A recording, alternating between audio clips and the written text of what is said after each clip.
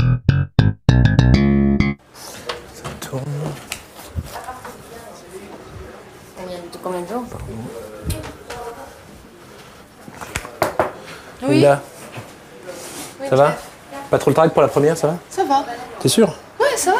Attends, ouais, ça va aller. Attends, je vais te dire un truc. Ça fait 10 ans que je suis sur les plateaux, il y a un truc infaillible pour ça. L'invité, tu lui rentres dedans. Millon, tu lui rentres dedans. Jamel, tu lui rentres dedans. Quel que soit l'invité, tu rentres dedans, tu rentres dedans, tu rentres dedans. Ok? T'as bossé où avant, toi? Où j'ai bossé? Journal du Hard, pourquoi? Bah, c'est bon, hein. Si j'ai besoin de rien, je t'appelle. Ah ouais, super. Merci. Tout à l'heure.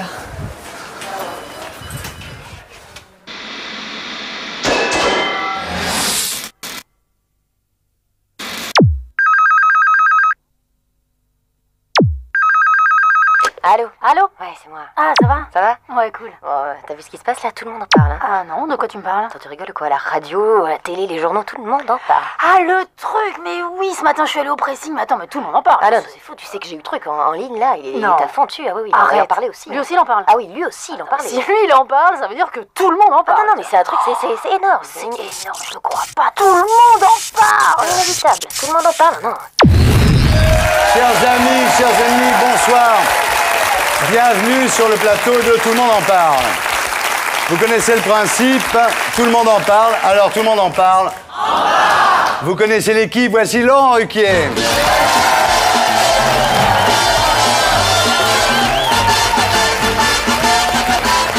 Bonsoir Laurent. Bonsoir Thierry. Très réussi cette opération de chirurgie esthétique. Je voudrais remercier et féliciter le chirurgien, le professeur Shoshona de la clinique Azoulay. Ah pardon, à Casablanca, non. Ah, c'est Linda. Bonsoir. Et voilà. Linda Hardy, mesdames, messieurs.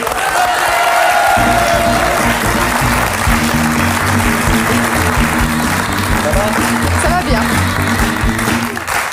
J'accueille maintenant le phénomène le plus fort dans le monde du comique depuis Coluche, Jamel Debbouze. Rentre ici, Jean Moulin. Rentre ici, Jean Moulin. Avec son terrible Ça va, Jamel? Rentre ici, Jean Moulin. Ça va très bien, oui. Le cortège. Entre ici, Jean Moulin. Alors, c'est où les trucs? On m'a dit qu'il y avait un truc... Ah, c'est ici, tu vas voir. Ah, tu vas voir, tu vas voir. Enfin, je tiens à dire quand même à toutes les téléspectatrices qu'il est plus beau en vrai qu'à la télé. Moi, j'avais toujours vu à la télé. Voilà. Donc, Ouais. Et t'as une ouverture, là. Et merde. Quoi? Encore une. Je savais pas, j'avais la cote avec toi. C'est pour ça qu'elle t'a invité. Merci beaucoup, en tout cas, de ce compliment. Ça me touche.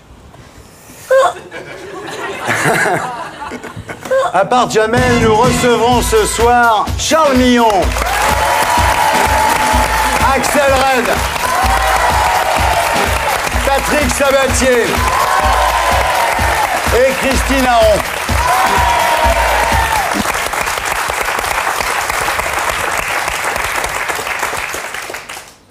Ah, les télégrammes. Bah oui, vous savez, une tradition à la télé, quand on commence une nouvelle émission.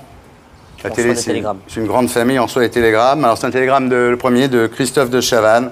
Thierry, bonne chance. Merci, Christophe. Un télégramme de Paco Rabanne. Thierry, Linda, je prévois la fin de cette émission pour le 11 septembre. Et croyez-moi, je me plante rarement.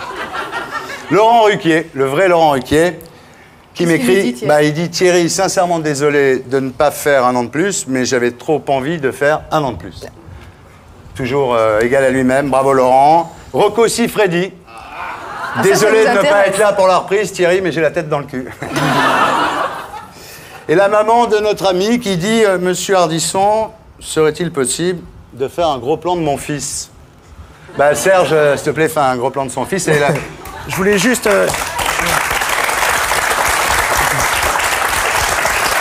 J'ai un message personnel à faire passer. Oui, je voulais juste souhaiter un bon anniversaire à ma sœur Valérie. Très bien. Bah, puisqu'on en est au message personnel, moi je voudrais dire bonsoir à la famille Bidot qui regarde et que j'embrasse. Vous avez un message personnel, Linda, tant qu'on y est? moi, je fais un gros bisou à mon papa et à ma maman. Bah voilà. Et mon frère Sylvain. Sylvain, je t'aime. Vous savez, elle a deux hommes dans sa vie, c'est son frère et son père. Bah, personne n'est parfait. Hein. Voilà. Donc tout ça pour dire que si quelqu'un se sent le courage... Oui. Elle est formidable, vous avez regardé.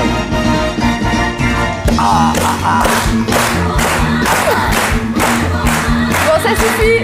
Bah justement, un télégramme pour vous, Linda, un télégramme de Sophie Talman, Miss France elle aussi, hein, qui dit « Chère Linda, comment t'as fait pour rentrer à la télé sans coucher ?» Ben, j'ai couché ici. Oui, il est mignon. Alors? On n'en parlera pas maintenant. Un télégramme de Jacques Martin, que nous saluons. Méfie-toi de Michel Drucker. D'accord. Un télégramme de Lara Fabian. Je t'aime, je t'aime, je t'aime, je t'aime, je t'aime, je t'aime. Merci, merci Lara. Un télégramme de Smaïn, qui dit « Cher Thierry, merci encore de faire de la pub pour Jamel. Oh. Sympa. Jamel, j'ai vu que tout à l'heure vous êtes intéressé au sampler. Vous voulez venir voir ce que c'est la commentaire? C'est un truc formidable, ça. On m'a expliqué qu'il y avait à tout Alors, moment... par exemple, je donne un exemple. Imaginons que je dise une grosse connerie.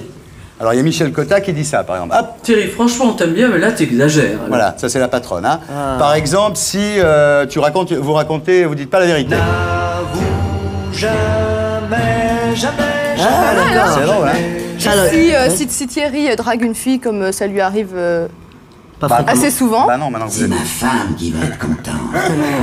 D'accord. C'est sympa. En fait, Et c'est pour... ça c'est pour vous. Voilà. Alors ça c'est le premier jouet. Le premier nouveau jouet de l'année. Si j'ai bien compris, c'est pour combler le vide en fait. C'est pour meubler. C'est quand tu galères un peu. C'est quand je galère un peu, je dis par exemple... À un moment donné dans l'émission, ça risque de donner ça. C'est un Bonsoir. Peut-être on peut arriver à ça si vraiment tu galères. Là c'est terrible. On peut y arriver. Bon, mais, alors, mais avec vous, on va pas La gagner. deuxième nouveauté de la saison, donc Jamel, vous êtes aperçu, c'est Linda. Donc vous pouvez jouer avec le sampler. Et jouer avec Linda si tout se passe bien. Absolument, il n'y a pas de problème. D'accord. Si tout se passe bien. Si tout se passe bien. Alors, Jamel, donc vous êtes au Bataclan à partir du 15 septembre. Hein. Est-ce que c'est le même spectacle qu'à la Cigale? On a repris la base du premier spectacle qui nous paraissait pas inintéressante. Alors et qu'il y a eu tellement de succès. on a retravaillé autour et on a trouvé des choses un peu... Enfin, il y a des nouvelles choses, bien sûr. C'est le même, J'aurais pu répondre par oui, j'ai fait une question. Ouais, ouais, C'est c'est bien. Là. Mais j'ai Ça fait très télé, là. On fait de la promo et tout, on fait l'interview. Vous aimez les chiens, Jamel? Oui, j'adore les chiens, Ah, il en particulier adore les les Rottweilers. chiens, très bien. Alors, c'est le même metteur en scène? Oui, Kader Aoun. Vous pensez durer jusqu'à Noël? Si tout se passe bien. C'est déjà plus courte, celle-là. Voilà. c'est bien. Si tout se passe bien jusqu'à Noël. Ouais. Si Linda vient pour me soutenir, Ah bah je pense Linda, que- on Ah, sera mais là, je on sera là, viendrai avec on sera là le 15 plaisir. septembre. Je C'est viendrai avec tout à fait. Alors, Jamel, on s'est connus tous les deux il y a quand même quelques années maintenant. Maintenant 35 ans, minimum. 35 ans, bien sûr. Une émission que je faisais à l'époque sur Paris Dernière, non, sur Paris Première, Oui, qui exact. s'appelait Paris Dernière. Tout à fait. Hein? Une émission qui était bien d'ailleurs. Je crois que c'était votre deuxième télé. Oui. La première, c'était Pêche d'enfer, et c'était la. Ouais, c'était un truc comme ça. C'était les toutes Vous l'avez pas premières. revu cette émission depuis? Non, si vous avez les images, c'est pas bien. Pourquoi? C'est pas bien si Pourquoi vous avez les images. Vous avez les images, ça Oui, veut Mais dire. on a les Oui, images. comme toujours à la télé, on invite des gens, on leur montre des images qui les mettent mal à l'aise. Serge, s'il te plaît, Magnéto.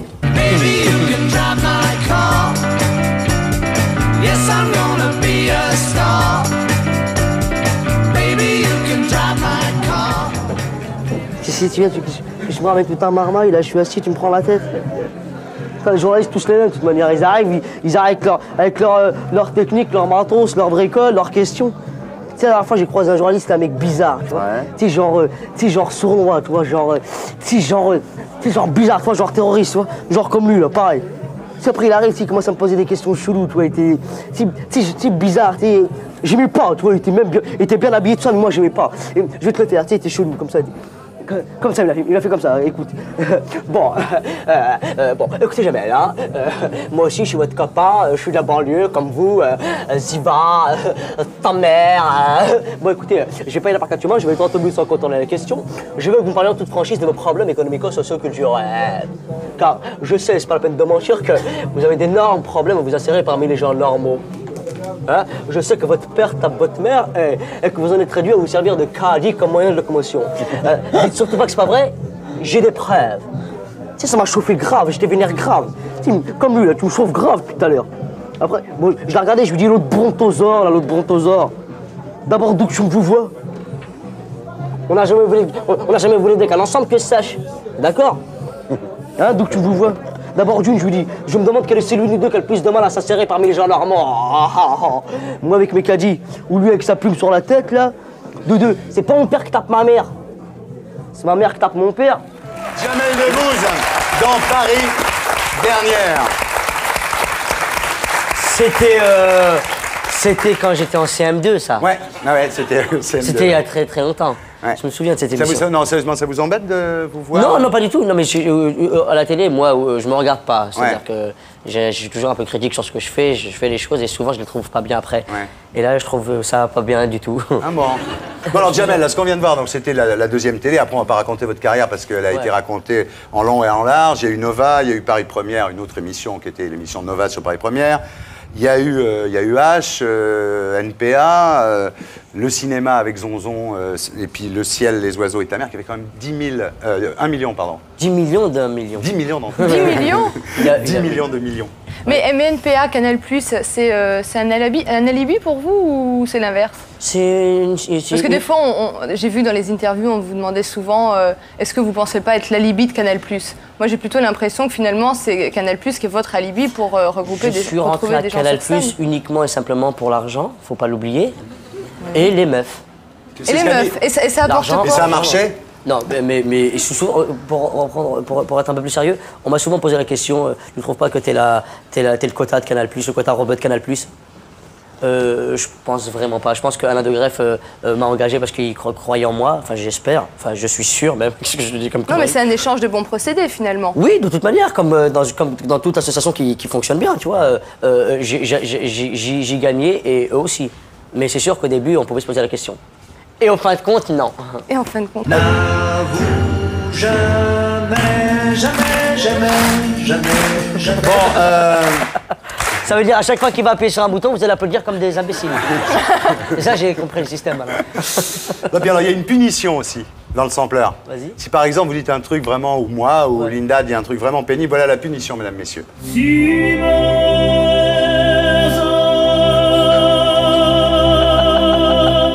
Donc il faut faire attention à ce qu'on dit, c'est Imouvrini. Voilà. Moi, j'ai pas intérêt en Corse parce que vous, tu vois. Ah non, mais alors à chaque fois que je dirai une connerie, il y aura ça. Il y aura ça, ouais. Et quand tu dis un truc génial, il y aura ça. Bon, alors la gloire, vous parlez beaucoup de votre gloire, la Mercedes, tapis rouge au bain-douche. Mais tu sais, j'en parle pas moi. Non, les gens on vous en fait parler, oui. Oui. Mais vous avez quand même, il y a un truc plus intéressant, c'est que vous avez quand même une méfiance. Paris, vous appelez ça le côté obscur. C'est quand même une méfiance de Paris, non? C'est vrai. Hein?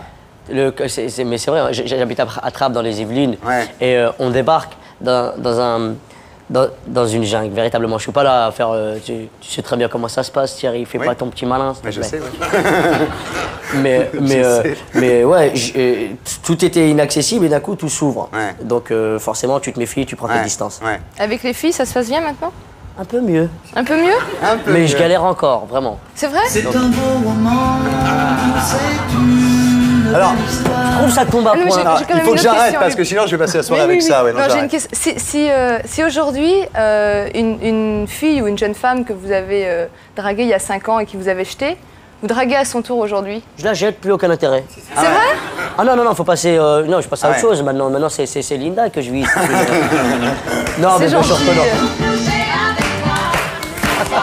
Bon alors, il y a une chose que... Oui, pour répondre à ta question, oui. Mais vous les détectez comment, les filles intéressées? Non, mais je sais pas. Ça se détecte, hein, Les filles intéressées, moi, sincèrement, je suis très naïf de ce côté-là. Je prends pas le temps de détecter quoi que ce soit. Dès qu'elles s'intéressent à moi, je fonce. Mais non, blague à part. Mais c'est vrai que non, j'habite toujours à Trappes, j'ai pas bougé, je rencontre des filles avec qui je sors. Vous allez quand même de moins en moins souvent à Trappes. J'habite encore là-bas, j'y vais tous les soirs. Ah ouais, à tous les soirs? Oui, je rentre tous les soirs. Et de plus en plus tard, vous repartez de plus en plus tôt. Oui, forcément.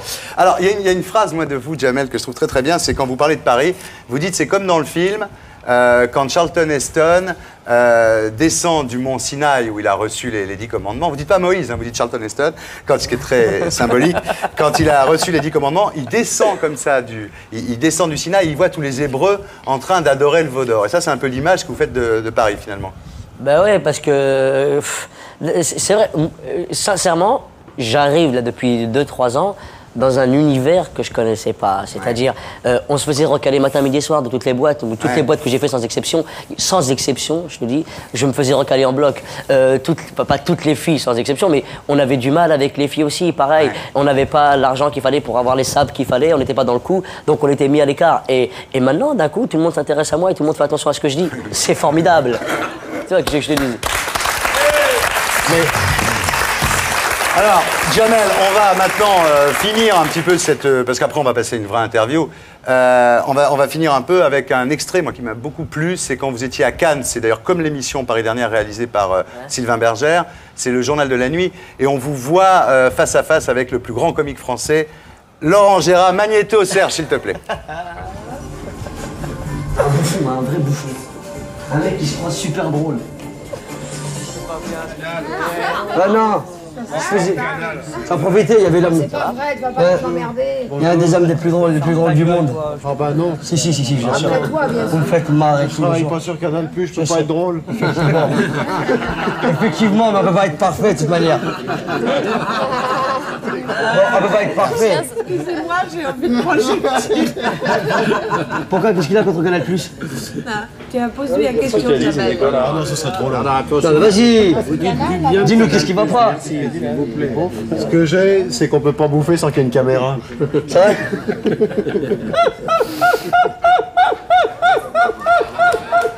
Oh, le rire. Mais encore. Comment il a cassé. Vous cadrez serré sur vous. Mais encore. Avec un décor anonyme. Vous pouvez nous faire l'imitation de John Hallyday ou pas? Oh non. S'il vous plaît, fais-nous marrer. Tu peux pas faire ça? C'est vrai? En fin de repas, c'est lourd? J'aime bien la dernière phrase. Bon. Tout le monde va te le demander, de manière genre de truc. Hein? Non, en tout cas, je tenais juste à te dire que t'étais l'un des mecs les plus drôles de France. Merci. Je te jure. C'est gentil. Voilà. Ça, c'est vrai. T'as de la chance, en plus d'être super bien accompagné. Il dîne dans des endroits somptueux.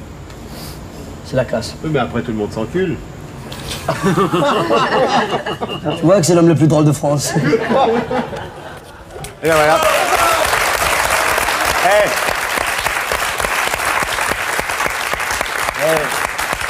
Bon, on enchaîne. Ah, c'est comme tu veux.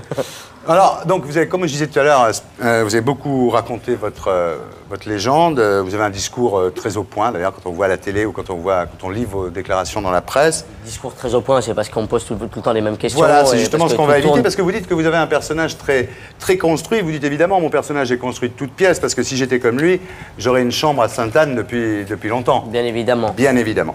Alors, on va vous poser des questions qu'on n'a pas l'habitude de vous poser à la télé. Ah, ça fait plaisir, par contre. Thierry. Voilà. Quoi, Est-ce par qu'on peut exemple baisser un peu la lumière? Oh merde.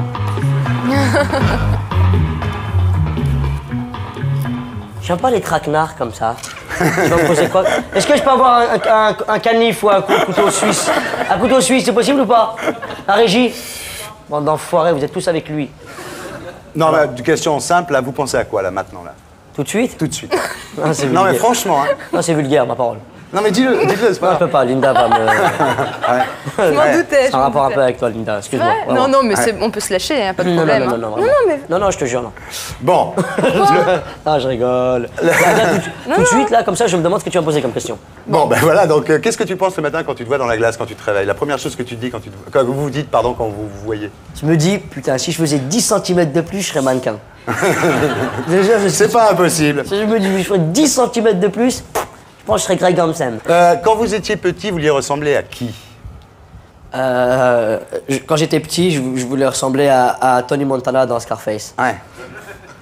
Excusez-moi. T'as vu le film Scarface? Ouais, bien sûr. Je voulais être lui. Ouais. Comme plein de mecs de mon quartier. Ce qui vous énerve le plus chez vous? Ce que je supporte pas, c'est difficile, c'est dur de répondre à cette question. Bah oui. Mon manque de subjectivité, je pense. Ouais. J'aime pas ma subjectivité. Ouais. Je trouve qu'elle est pas assez adéquate. Ouais. Oh putain, que des mots compliqués là. Subjectivité, adéquate. Oula. J'avais du vocabulaire. Est-ce que vous supportez pas chez moi? Qu'est-ce que vous supportez pas chez moi, Thierry Ardisson? Pourquoi tu t'habilles tout le temps en noir? Pour être sûr qu'on me reconnaisse. Non, c'est pas pour ça. Arrête de me dire c'est c'est pour vous mentir, Thierry. C'est pourquoi? Faut pas mentir comme ça. Parce que ça m'incite. Non, c'est parce que ça m'incite. C'est parce que ça m'assit. Ouais, bah en fait, t'as un gros là. Bah ouais. Non, vous faites du sport depuis quelque temps. Bah j'ai un coach. Et le noir, ça m'assit. Bah le noir, ça m'assit, oui, bien sûr. La preuve. Et chez Linda, qu'est-ce que vous supportez pas? Chez Linda? Ouais. J'ai vraiment pour l'instant rien du tout. Je supporte tout pour le moment. Et quand ça va pas durer. Hein. Quand vous êtes-vous senti le maître du monde? Est-ce qu'un jour vous avez eu le sentiment d'être vraiment un demi-dieu En toute modestie, jamais. Vraiment. Ah ouais. Non, je te jure, jamais. Bon. Et aujourd'hui, est-ce qu'il y a quelque chose que vous souhaiteriez avoir absolument, que vous voudriez par-dessus tout, que vous ne pouvez pas acheter, qui vous tenterait ou qui vous ferait extrêmement plaisir et que vous ne pouvez pas posséder là tout de suite comme ça, mis à part toi Linda, je vois pas grand-chose. Elle cherche, hein. Mais non. Quelle est l'insulte qui vous a fait le plus mal en fait dans votre vie? Espèce de sale arabe. Ouais. Enfin, qui m'a fait le plus mal. C'est des trucs que je supporte pas du tout. Que j'entends de moins en moins maintenant. Mais je le jure, mais c'est vraiment hyper relou à entendre. Et quand vous écrivez une autographe, vous écrivez quoi maintenant? Ça dépend, si c'est des filles ou des garçons. Oui, déjà, oui. Si c'est une fille, je marque gros bisous, Jamel Debbouze, je fais un cœur. Ouais. Si c'est un garçon, je marque dégage. Debbouze, dégage. C'est facile en même temps. Facile, la télé. Le mec est là. Est-ce que vous êtes déjà sorti avec la copine d'un copain pour voir si vous avez un peu de morale quand même? Pourquoi tu veux? Tu mets les pieds dans le plat là, c'est d'actualité, merde. Merde. Non, pas du tout, jamais. Et avec le copain d'une copine? Avec le copain? D'une copine? D'une copine, non. Encore moins, bon. Si par exemple vous trouvez un porte-monnaie avec 500 francs dedans par terre, vous faites quoi? Maintenant, je le rends. Ouais, avant vous le gardiez? Ouais. C'est bien, c'est honnête, bravo. Je te jure, maintenant je le rends. Vous le gardez? Moi, je le rends parce que je pense à la pauvre vieille qui... Non, mais oui, je vous en prie. J'étais en Turquie et je trouve... J'avais pas encore autant d'argent qu'aujourd'hui. Et je trouve un portefeuille, mais super blindé d'argent plein et épais, tu sais. Ouais. Et c'était une demoiselle qui était là, qui travaillait dans l'hôtel où j'étais. Elle vendait des pellicules, je me rappelle. Je prends le portefeuille, je dis je rends pas. Et je dis allez, je rends. Je te jure, j'y vais, je rends. Et je fais la queue pour lui rendre, Et à un moment donné, je te jure, alors j'arrive, je rends le portefeuille, et puis je lui dis, excusez-moi, je pourrais avoir cette pellicule? Elle me dit, tu peux faire la queue comme tout le monde, ouais. Je la regarde comme ça, je dis, mais pourquoi, bordel de merde, j'ai rendu à cette connasse là? Je te jure, ça m'a énervé. Est-ce que vous seriez prêt à tout quitter pour le grand amour? Ah, ça se discute. Sérieux, là? Ouais, vraiment, ça se discute. Parce que je peux rien faire d'autre, moi. Tu sais, je peux pas être ni plombier, ni mécanicien, je peux pas me lever à 8h du matin et finir à 17h. Mais pour elle, peut-être. Ah! Si vraiment c'est le grand amour. Hein, grand amour. Grand amour. Ouais. Je lâche tout.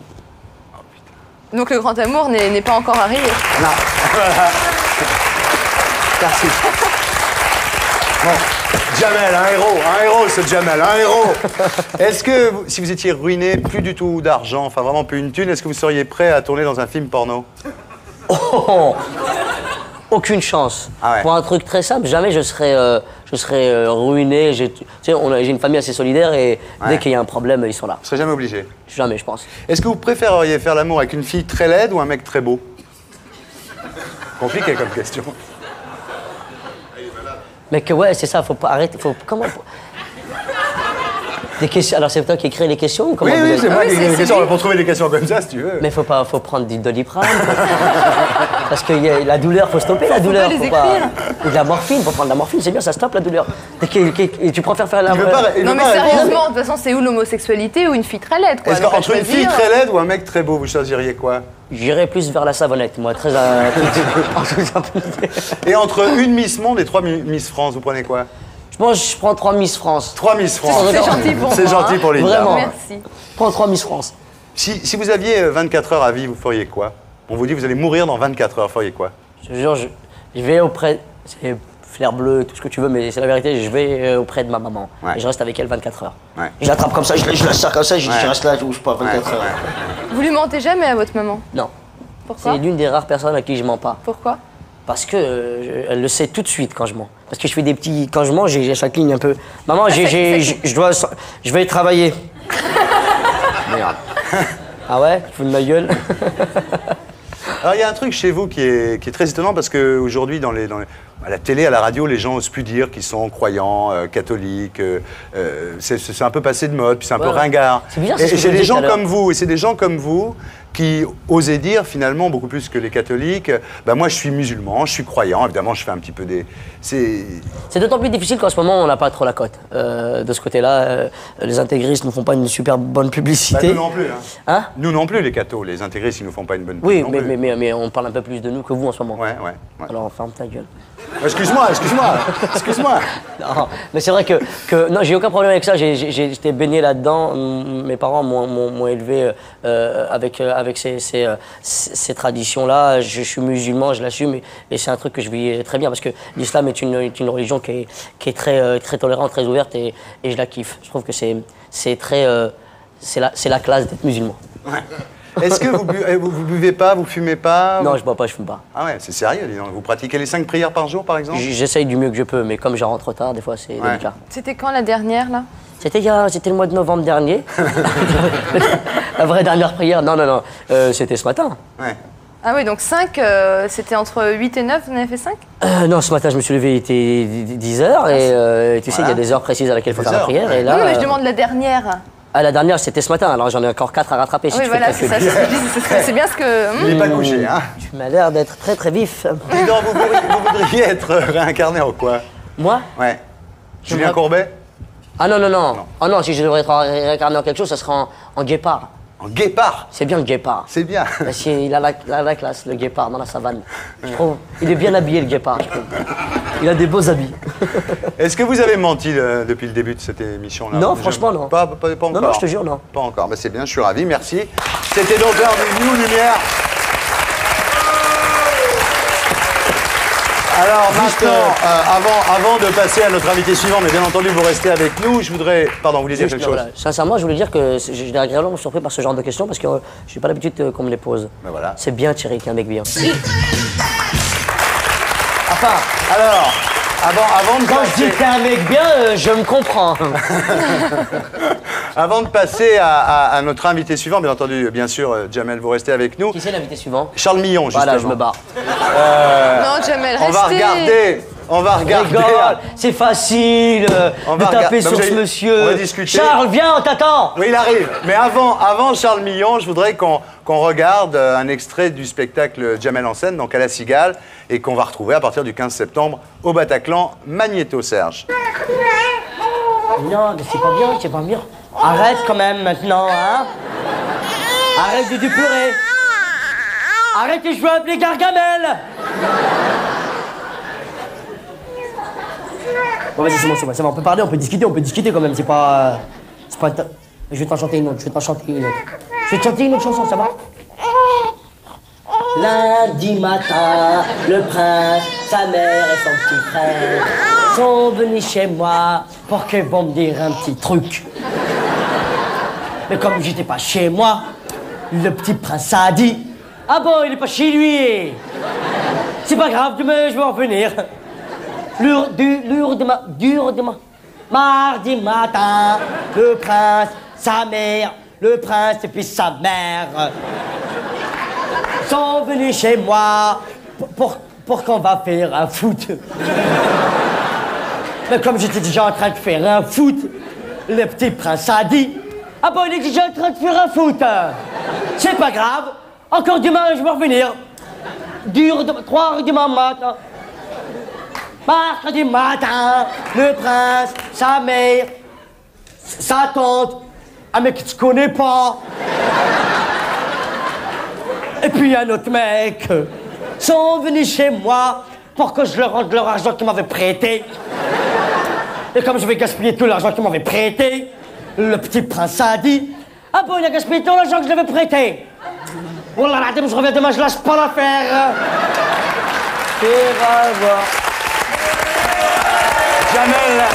Jamel Debbouze à partir du 15 septembre au Bataclan. Ça va être... La Cigale, c'était bourré tous les soirs, non? Ouais. Hein? Alhamdoulilah, comme on dit chez moi, c'était plein. Mais le Bataclan, c'est un autre pari. Hein. Il y a beaucoup plus. C'est sur 4 mois et on attend 80 000 personnes. Ah ouais? Donc je vous en supplie, venez. Putain, nous, on sera là. Hein. Nous, on sera parmi les 80 000. Merci. Très bien. J'accueille maintenant notre invité suivant. Jamel, vous restez avec nous. Charles Millon.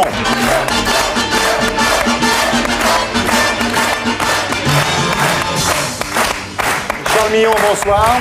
Bonsoir. Vous connaissez Jamel? Vous connaissez Bonsoir. Linda Hardy? Bonsoir. Charles Millon. Charles Millon, merci d'être avec nous, parce que c'est vrai que c'est une émission, je dis pas difficile, parce qu'on est vachement sympa, mais enfin c'est vrai que c'est une émission où la liberté de ton est peut-être un peu plus grande qu'ailleurs. Alors, Charles Millon, on va faire un petit, comment on dit? Récapitulatif. Ouais, ça c'est bien ça, un récapitulatif. Donc, il y a l'affaire Millon, on va en parler, puis après on parlera de l'avenir, on va pas rester scotché là-dessus toute la soirée.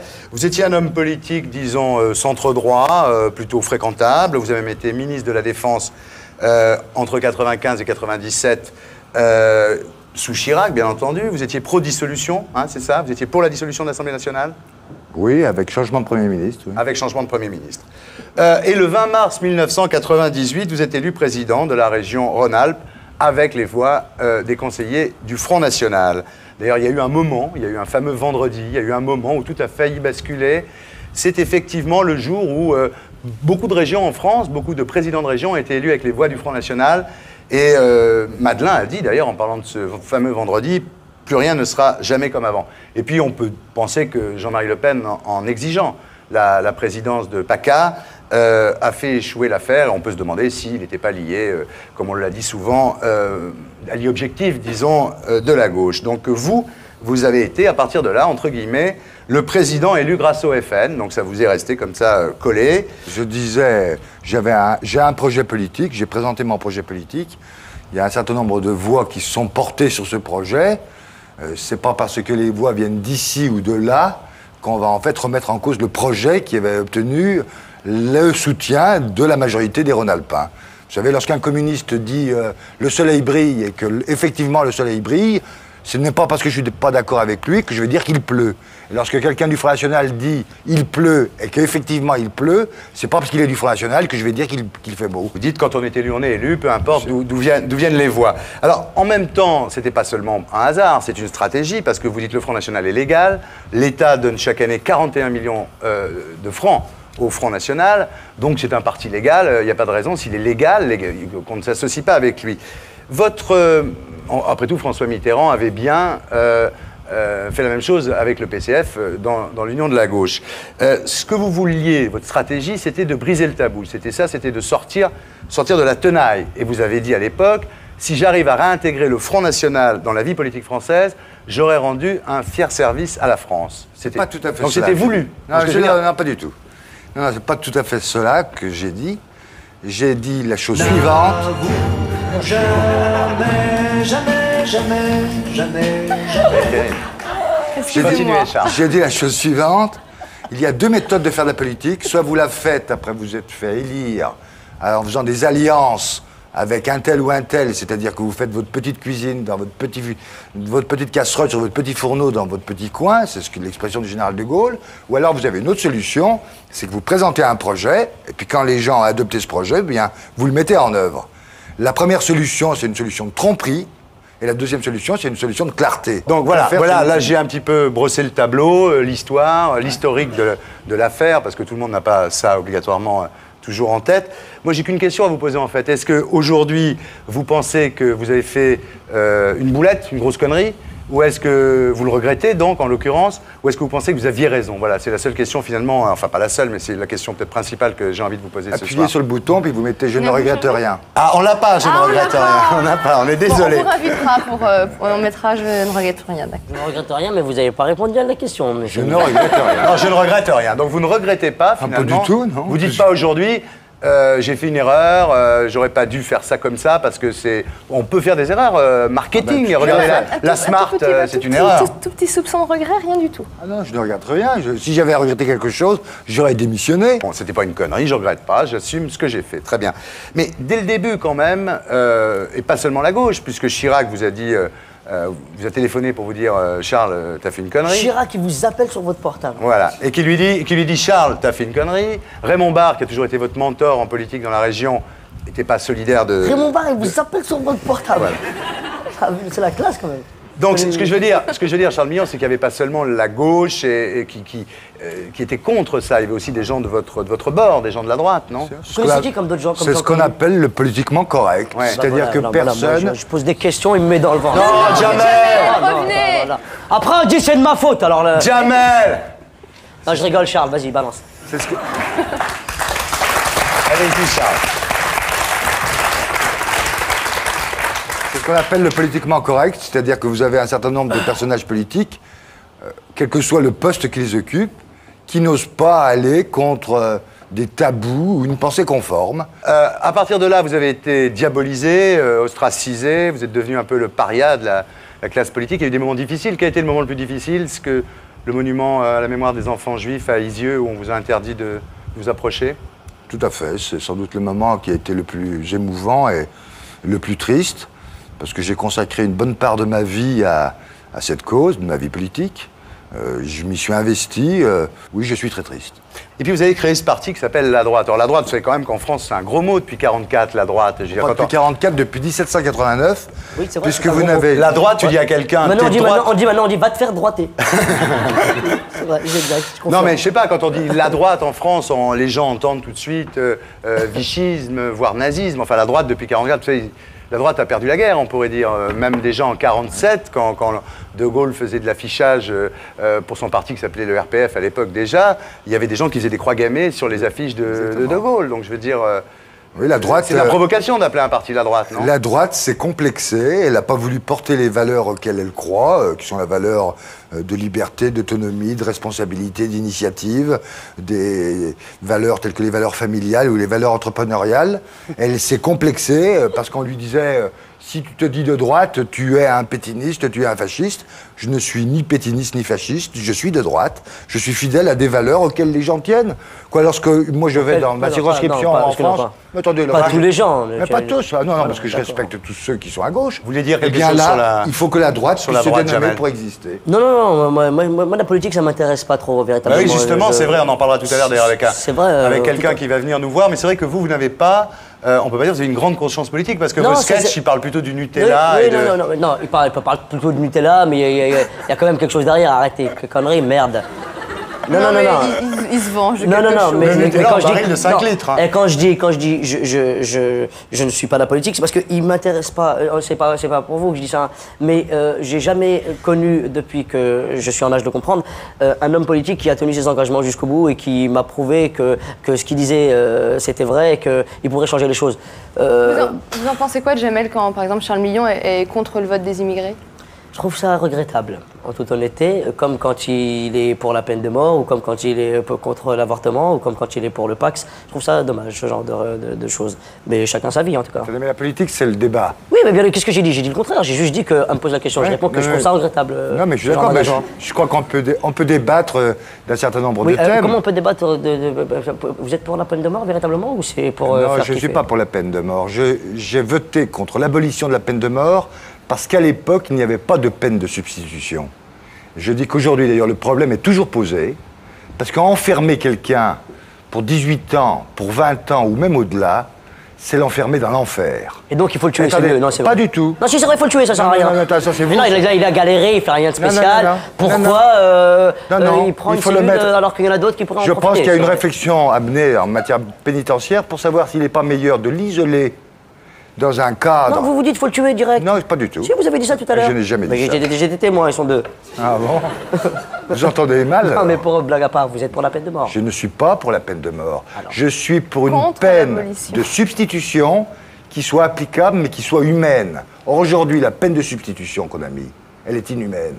Car enfermer quelqu'un dans une pièce de 4 mètres sur 4 durant 18, 20 ans, 22 ans, 25 ans, le type, il devient fou, il devient une loque. Et que dans ce cas-là, il vaut peut-être mieux chercher d'autres modes d'isolement social, c'est-à-dire qu'on peut trouver, il existait, je vais vous dire un mot qui va vous choquer, puisqu'on fait une émission politiquement incorrecte. On va y aller. À l'extrême, le bagne. Le bagne est meilleur que la prison à vie, car au moins vous pouvez avoir une activité, et qu'on peut faire un bagne moderne, où les gens sont bannis, parce qu'on les met en dehors de la société pour pas qu'ils ne portent atteinte aux autres, qu'ils ne violent pas, qu'ils ne tuent pas, qu'ils n'atteignent pas la liberté des autres, mais au moins on leur laisse une ère d'expansion et de liberté et d'épanouissement isolée de la société. Et que je pense que le grand problème, c'est que, vous voyez, je viens d'utiliser un mot. Je suis sûr que demain, on va dire Charles Millon est pour le bagne. J'ai pas dit du tout ça. Il y a des chances. En tous les cas, vous voyez la force des mots, parce que vous vous souvenez que quand Édouard Balladur avait dit on devrait discuter de la préférence nationale, qui existe dans un tas de pays dans le monde, Ça avait fait un scandale. Vous voyez bien la force des mots. Tout à fait, c'est pour ça qu'il faut en parler. Mais vous saviez ça, que la gauche était l'arbitre des élégances en France? Même Alain Madelin, aujourd'hui, il dit qu'il faut fumer des pétards. Non. Mais Alain Madelin est un toxicomane, il faut le savoir. Aussi. Non, vous saviez ça quand même. Les gens ne savent pas. Vous alliez au massacre, là. Attends, mais je pense que les choses changent. Ouais. Parce que le 17 avril... Vous avez déjà goûté du pollen, du 0,0 ou pas? Non, jamais. C'est mortel. Et vous avez jamais fumé de pétard? Jamais fumé de pétard. Jamais de touchy. Jamais. Et de l'herbe un peu? Non. Jamais. Non, jamais. Les cigarettes? Bah, vous avez encore le temps, Les cigarettes, oui. Vous avez encore un peu de temps, quand même. Est-ce que, sérieusement... Je suis sûr que vous avez fumé de la beurre. Je sais pas pourquoi, vous avez une tête à avoir fumé de la beurre en conséquence même. Pas ce soir, pas ce soir, pas ce soir. Alors, Charles Millon, est-ce que, dans le dernier bouquin de Jean d'Ormesson, il fait état d'une confidence que François Mitterrand lui aurait faite concernant le lobby juif et le fils de François Mitterrand, on a rajouté une couche encore plus épaisse derrière. Est-ce que vous croyez qu'il y a un lobby juif en France? Je pense qu'il y a des groupes d'influence, c'est évident. Il y a un groupe d'influence juif, il y a un groupe d'influence catholique, il y a un groupe d'influence protestant, qu'il y a le groupe d'influence des parents d'élèves, le groupe d'influence des industriels, et que ça me paraît tout à fait... Le groupe d'influence des amis de Jamel Debbouze de Trappes. Ça me paraît tout à fait naturel et normal. L'expression lobby est une expression qui en France choque. En France, elle choque. Aux États-Unis, il y a le lobby juif reconnu, il y a des bureaux. Aux États-Unis, elle est mais en France, vous savez bien que ça évoque évoque quand même des choses qui ne sont pas très... Donc c'est pour ça que je me paraîtrais plus intelligent et plus judicieux d'utiliser le terme groupe d'influence. Groupe d'influence, ça me paraît tout à fait normal. Alors dernière chose, puis je vous laisserai dans les mains... C'est ça que j'adore, moi, chez les hommes politiques. Ouais. Jamais ils répondent à ce qu'on leur pose. Monsieur. Non, mais c'est vrai. Mais je ne parle pas pour vous uniquement, Charles. J'ai pas répondu, hein. Non, mais c'est vrai, tu poses une question, mais tu dis, alors, qu'est-ce que vous avez mangé hier? Je vous explique, ce n'est pas la question qu'il faut poser exactement, il faut plutôt savoir qui est le cuistot. Tout le temps des... Oui, non. Charles Millon, plus grave là maintenant, vous jouez un peu le type, bon, l'honnête, rustique, provincial, machin, et voilà. Mais quand même, et ça rejoint un petit peu ce que vient de dire Jamel, en 1992, dans Le Point, vous avez déclaré à Catherine Pégard, l'alliance avec le FN est une collaboration. Bien sûr. Alors ça, c'est ça, voilà. Là, ça lui donne, je dirais, ça donne raison au fait qu'ils disent les hommes politiques comme ça. Parce que vous dites en 92, l'alliance avec le FN est une collaboration, et puis en 98, finalement, on accepte tout à fait votre explication, mais enfin, vous gouvernez la région avec les voix du FN. C'est pas une collaboration, ça? Ça n'a rien à voir. Ah bah expliquez-nous. Alors là, on bien comprendre. Là, on attend. Ah bah, je vais tout vous expliquer. Là, on attend. Je suis tout oui. Une alliance, c'est quoi? C'est deux personnes qui se mettent ensemble, qui se font des concessions les unes les autres, qui disent je te donne ça, tu me prends ça, et qui après disent on va gérer ensemble. L'autre solution, c'est une personne qui arrive, qui dit voilà quelles sont les actions que je veux engager, qui veut les soutenir, sans compromis, sans concession, sans discussion. Je ne change rien à mon projet. Et à ce moment-là, il y a une majorité qui dit ok, je soutiens ce projet. Dans le premier cas, vous avez des compromis et vous avez un renoncement à vos valeurs. Dans le second cas, vous restez fidèle à vos valeurs et vous ne changez rien à votre comportement politique. Ça vous convainc, Jamel? Autant je ne m'y connais pas en politique, autant je trouve que c'est une excuse bidon, vraiment. Non, il dit ou on monte le coup ensemble, et là on est complices, voilà. Ou alors tu me laisses, moi je décide du coup, et si tu te mets avec moi, bah... Donc ça veut dire qu'on s'allie avec les gens qui se ressemblent, s'assemblent en même temps. Vous connaissez ce dicton? Non, on s'allie avec des personnes qui ont les mêmes valeurs et convictions que vous. Oui, donc on parle là du FN. Vous avez donc les mêmes valeurs et les mêmes conditions que vous. Non, je viens de vous expliquer. Attendez, il faut que je recommence. Il y a deux solutions. Petit A. La première solution... Quelqu'un a paperboard ou pas? Parce que alors maintenant, donc, on passe à l'Hardiview. Serge Calfon, on peut baisser un petit peu la lumière? Linda Henry, mesdames, messieurs. Alors Linda. Alors moi, je vais vous poser, je vais vous interviewer d'une manière un peu plus intime. J'espère que vous allez vous prêter au jeu. Donc, d'abord, on sait qu'en général, les hommes politiques sont de grands séducteurs, qui plaisent beaucoup aux femmes. Donc moi, je voudrais savoir, par exemple, qu'est-ce qui fait, aux yeux des femmes, que vous, Charles Millon, vous êtes a priori plus attirant qu'un Thierry Ardisson ou qu'un Jamel, qui sont pas mal, en fait. Comment est-ce que vous expliquez ce... Non, moi je trouve t'as la classe avec la cravate de toutes les couleurs. Comment est-ce que vous expliquez ce succès? C'est vrai que le pouvoir politique... Le pouvoir attire les femmes. Vous pensez que le pouvoir attire les femmes? Le pouvoir attire tout le monde, et en particulier les femmes. Plus que l'argent? Le pouvoir, les lumières, l'argent. Est-ce qu'on séduit une femme comme on séduit un auditoire? Je crois, ouais. C'est-à-dire? Le rapport les armes sont les mêmes? Non, le rapport avec une salle et le rapport avec une femme sont très, très, très proches. C'est-à-dire que lorsque vous faites un discours, non seulement vous voulez convaincre avec des arguments, mais vous essayez de convaincre aussi avec des sentiments, avec des... Oui, c'est-à-dire que c'est la passion, quoi qu'il en soit, que ce soit la passion de son métier ou... Quand vous draguez une gonzesse, par exemple, vous lui dites si tu sors avec moi, je te baisse tes impôts, peut-être ça, non? Ça, c'est l'inverse. Est-ce que vous avez été déjà victime de harcèlement sexuel? Non. Ben, c'est ce soir. Oh, c'est pas... Linda, continue.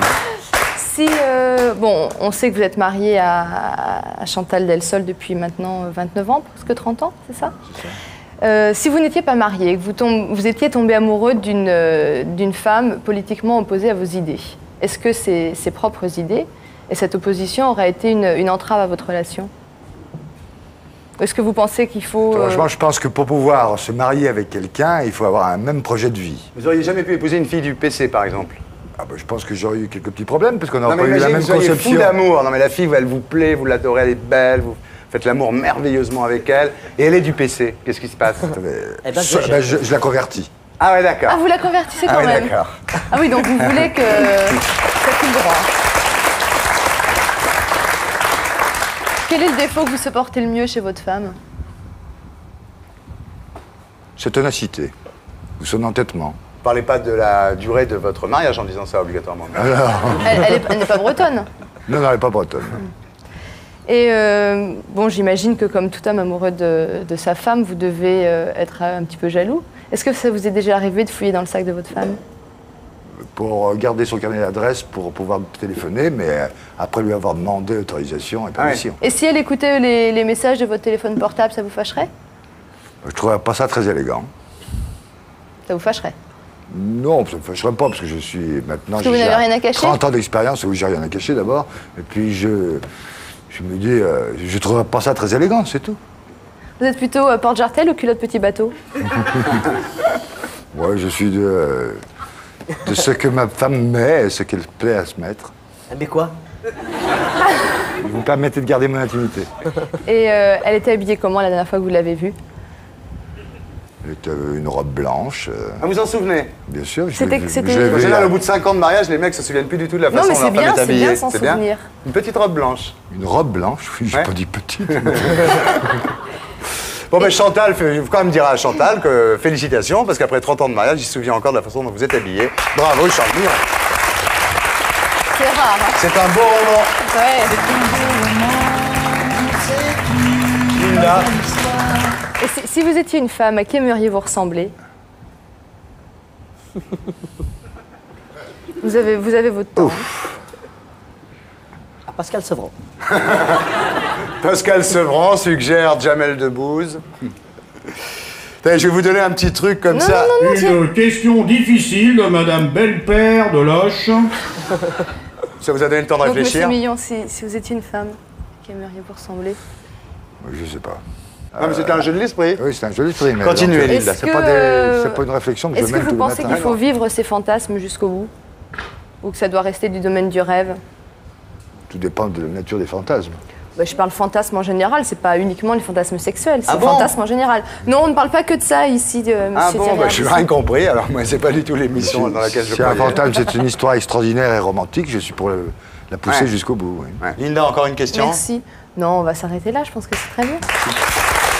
Alors, Charles Millon, vous restez avec nous jusqu'à la fin de l'émission, mais avant d'accueillir notre invité suivant, je voudrais parler de votre avenir politique, parce que finalement, nous, on ne sait pas. Vous pensez que vous avez un avenir politique, sinon vous ne seriez pas là. Nous, on n'en sait rien. Je suis là parce que vous m'avez invité. Mais on est ravis que vous soyez là. Bon, on parle beaucoup du fait que vous rejoignez le parti de Charles Pasqua et Philippe de Villiers, hein, qui s'appelle le RPF, mais bon, il y a un peu des problèmes parce que Villiers, lui, il veut rester numéro 2. Il n'a pas envie de se faire piquer son job de numéro 2, c'est normal. Et puis, lui, il est souverainiste. Et vous êtes européen quand même, non? Bon. Alors, est-ce que vous serez un jour maire RPF de Lyon? On n'en sait rien. Quel est l'avenir de votre parti, la droite, qui quand même avait 2% d'intention de vote aux européennes, ce qui vous a obligé à renoncer? Et on a appris cette semaine le départ du numéro 2 de votre parti, Fraisse, qui dit maintenant, le Front National ayant été laminé, la droite n'a plus de raison d'exister. Donc, pour connaître votre avenir politique, Linda va vous tirer les cartes.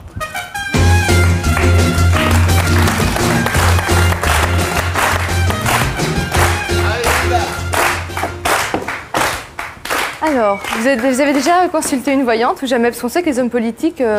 Jamais. Ça vous a jamais tenté? Sont très voyants. Par contre, on m'a regardé les lignes de la main. Vous en choisissez 7, vous me les donnez face cachée. Oh là là, il faut penser à quelque chose, il faut être un peu plus... là, je vous sens... On sent qu'il y croit pas. Balance les cartes. Face cachée, hein? Face cachée, oui. Jamel, on vous a déjà tiré les cartes, vous? Non. M'a tiré le portrait. Linda, ça, a priori, comme ça vous dit quoi? C'est pas mauvais, il y a le pic, c'est vrai, qui n'est pas... Donc là, on voit qu'il y a des, pour Charles Millon, des circonstances favorables à un projet professionnel. Ah. Vous êtes... il y a un homme qui est généreux, relativement serviable. Est-ce qu'il est borgne? Il n'est pas borgne, Thierry. Donc c'est Charles Pasqua. C'est peut-être Charles Pasqua qui est là pour vous aider, donc ça se passe assez bien. Et oui, ça se passe assez bien. Et en fait, il y a quelque chose qui peut arriver d'assez important pour votre avenir politique. C'est déjà discuté avec le RPF, non?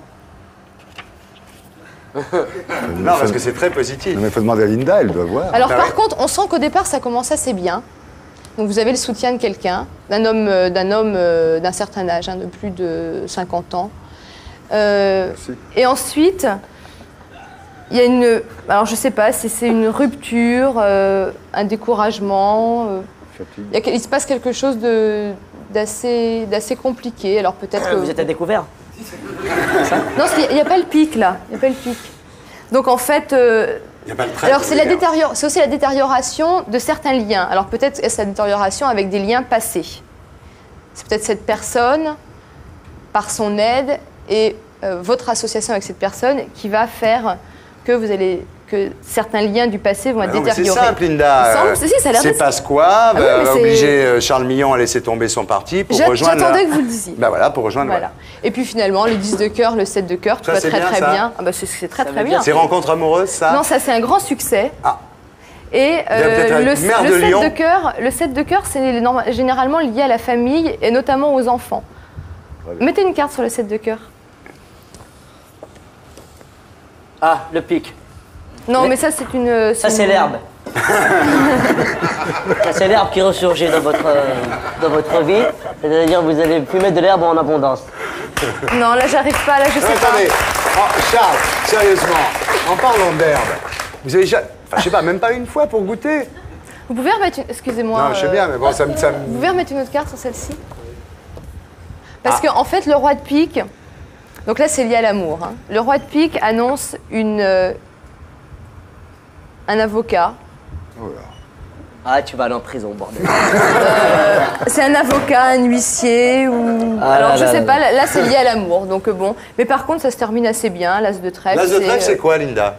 L'as de trèfle, c'est un succès, c'est une récompense. Bon, mais ça va alors. Enfin, globalement, ça va assez bien. Hein. Bah, très bien. Très bien. Bon. Voilà. Merci, Linda Hardy. Donc Jamel, on n'essaye pas de savoir si vous allez remplir le Bataclan. Parce il va remplir le Bataclan, Jamel. Il est plein le Bataclan déjà, non? Non, encore, loin de là, faut pas dire ça. Ah bon? On a du temps encore, il faut du monde. Ouais, combien? 80 000 personnes? C'est beaucoup, hein. Ouais. C'est ce que fait Céline Dion en un soir, ça me dégoûte. Oui. Ouais. Ça m'énerve. Vous restez avec nous, hein? Donc le focus va être un peu moins sur vous, mais vous pouvez rester là, dire absolument tout ce que vous voulez. On va recevoir maintenant quelqu'un qui s'appelle Jean Rachid. Alors Jean Rachid, je ne sais pas si vous le connaissez, Jean Rachid, non? Ouais. Jean Rachid, c'est un mec marrant, c'est-à-dire c'est un type qui a fait un disque qui s'appelle Parodisiaque, où il reprend comme ça, il fait des parodies de chansons de rappeurs. Et lui, il trouve en fait que les rappeurs français, c'est-à-dire par exemple Stomy Bugsy, il dit c'est le Dorothée du rap français, quoi. Lui, il pense que Stomy Bugsy, Doc Gynéco... Ça, c'est une expression très à la mode, hein, le Dorothée des beurs. Ah ouais? Ah oui, on entend. Vous n'êtes pas la Dorothée de Thierry Ardisson, vous? Non, je ne crois pas, bon, mais très bon. bien. Donc Doc Gynéco, Passis, Tommy Bugsy, enfin tous ceux de Ministère Hammer, ils trouvent qu'ils sont un peu ringards parce qu'ils chantent finalement des trucs qui sont un peu guimauves, un peu Walt Disney, quoi. Et lui, en revanche, il veut que ses chansons disent quelque chose. Il veut lutter contre les clichés qui sont dans le rap français. Alors c'est un disque qui est présenté par Dieudonné. Je vous conseille de l'acheter, le disque, il est très très bien. Présenté par Dieudonné. Alors la chanson qu'on va écouter ce soir, c'est Mon papa à moi. Voici Jean Rachid.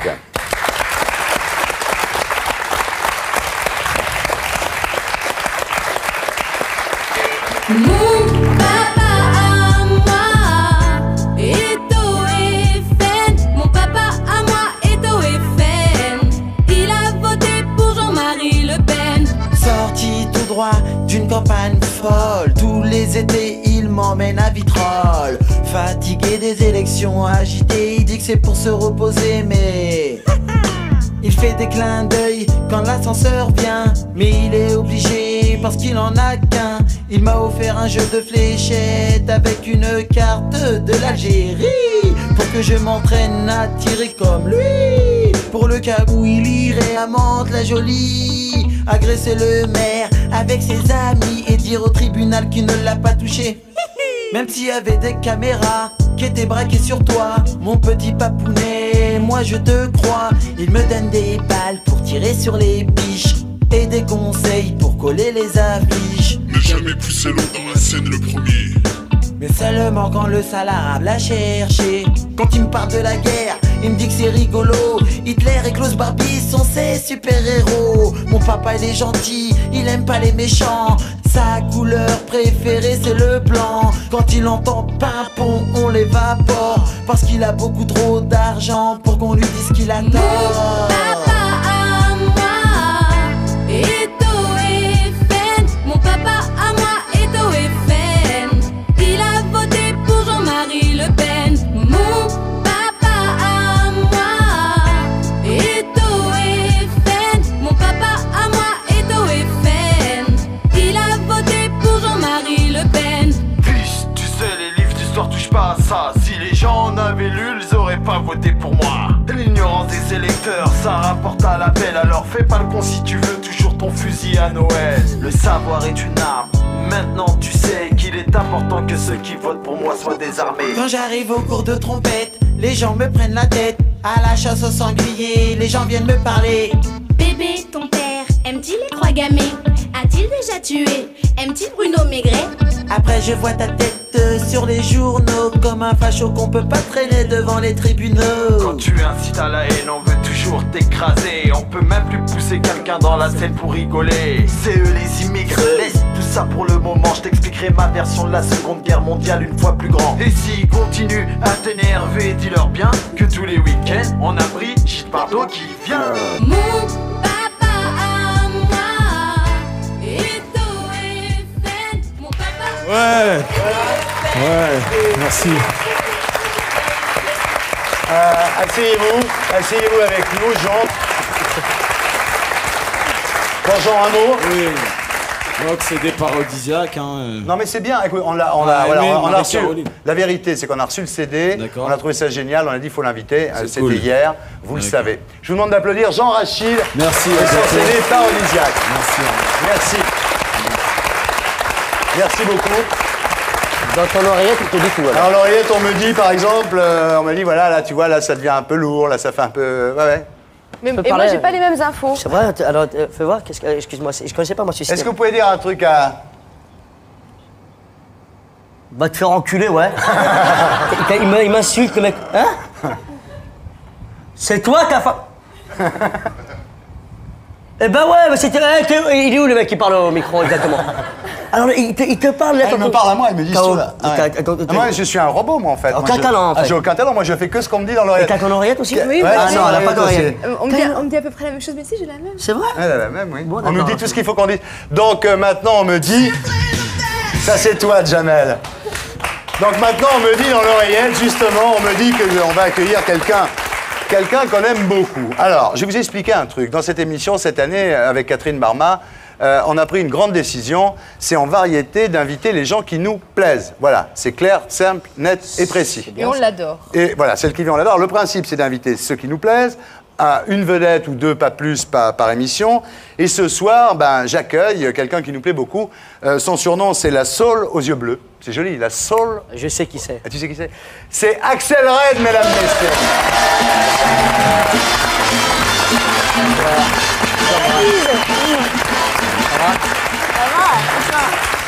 Axel Red, bonsoir. Ben voilà.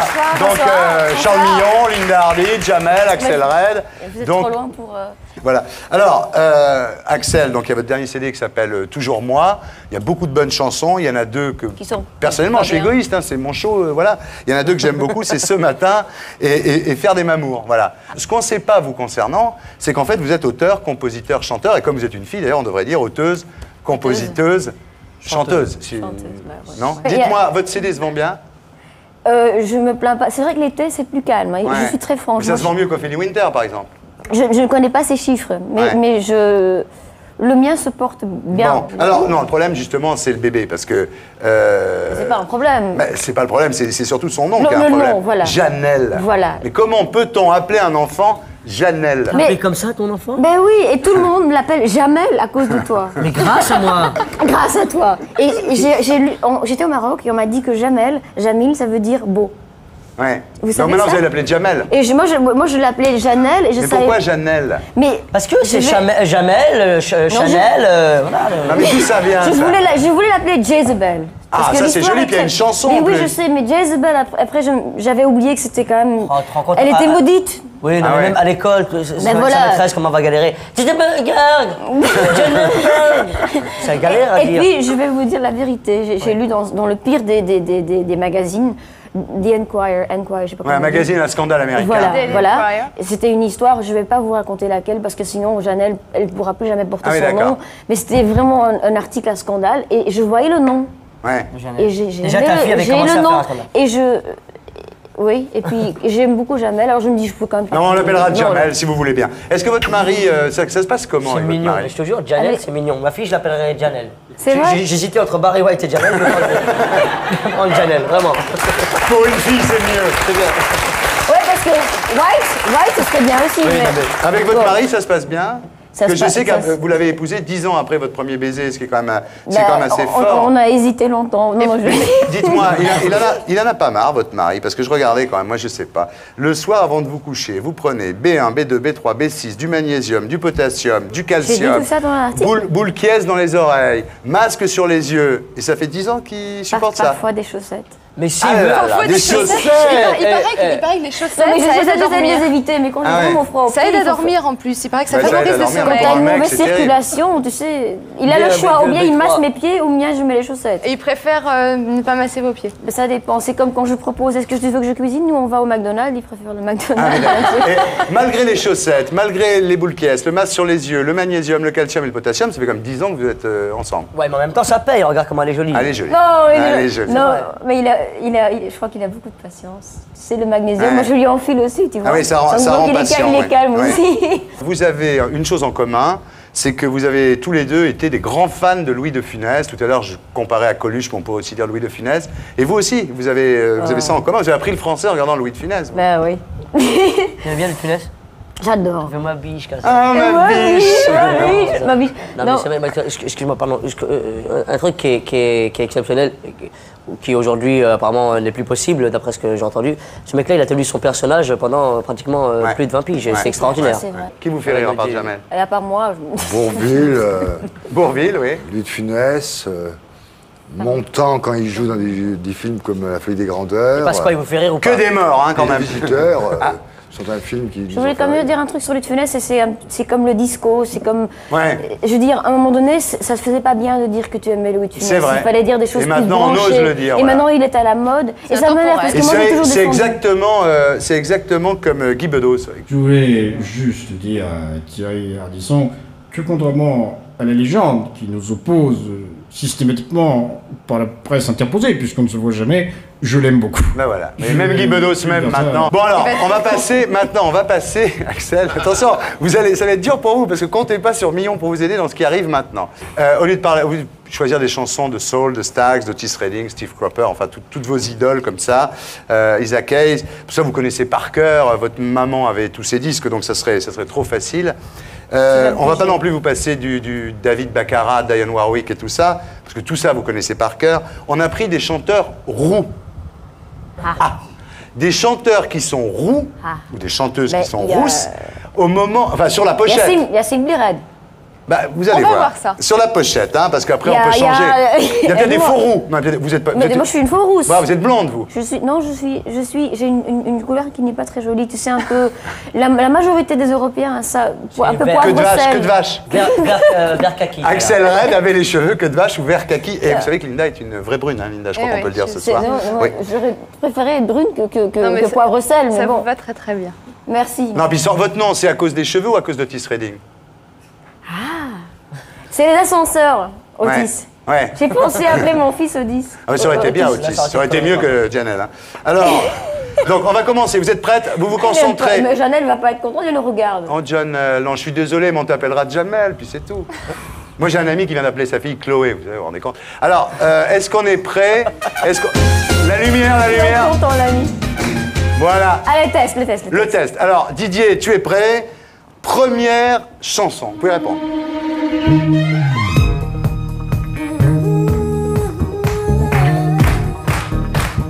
Ils connaissent par moi. C'est la Rousseau? C'est la Rousseau, non? Oui, la Rousseau. Est-ce que je peux vous demander, ma chère Linda, de compter des points? Oui, bien sûr. Et il y a des prix aussi? Il y a un prix. Ça c'est Thierry qui s'en occupe des prix. La Rousseau, ça? Non, elle est rouge. Ah non, mais la Rousseau, elle est rouge, elle est rouge. On l'a dit, les roux. Voilà, on a dit les roux, donc je montre le CD de la Rousseau pour que tout le monde puisse voir effectivement qu'elle est vraiment rousse. Voilà. Sa bouche, elle est bien. Sa bouche, elle est rouge aussi. Elle est bien. Ça. Bon. Elle a une belle bouche rouge. Elle a une belle bouche. Alors, vous savez, il ne faut rien dire de mal sur la Rousseau. Je dis ça pour vous qui ne la connaissez pas spécialement parce qu'elle met des coups de poing. C'est du red. Voilà, bravo. Ouais. À la première mesure, beaucoup plus dur parce que c'est un personnage. Angélique chante, non. Très très étrange. Didier. Vous marquez pas un point, vous, hein? C'est français, anglais?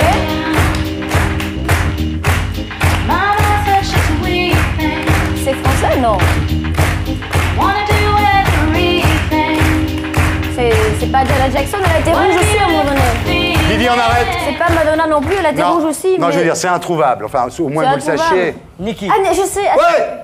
Comment tu sais ça? Il a vu ta fiche. Il est venu à...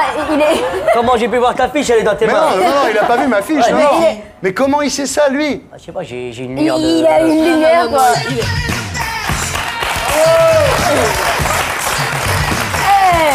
C'est ça, c'est Nicki. C'est Nicki?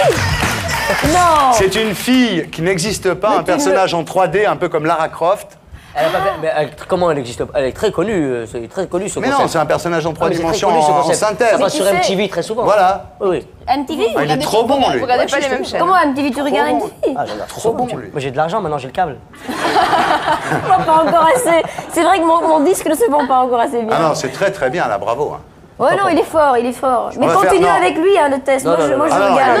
Non, là, Nicki, c'est incroyable. Alors maintenant, on continue. On continue. Didier. Mylène, c'est sa fille. Mylène Farmer.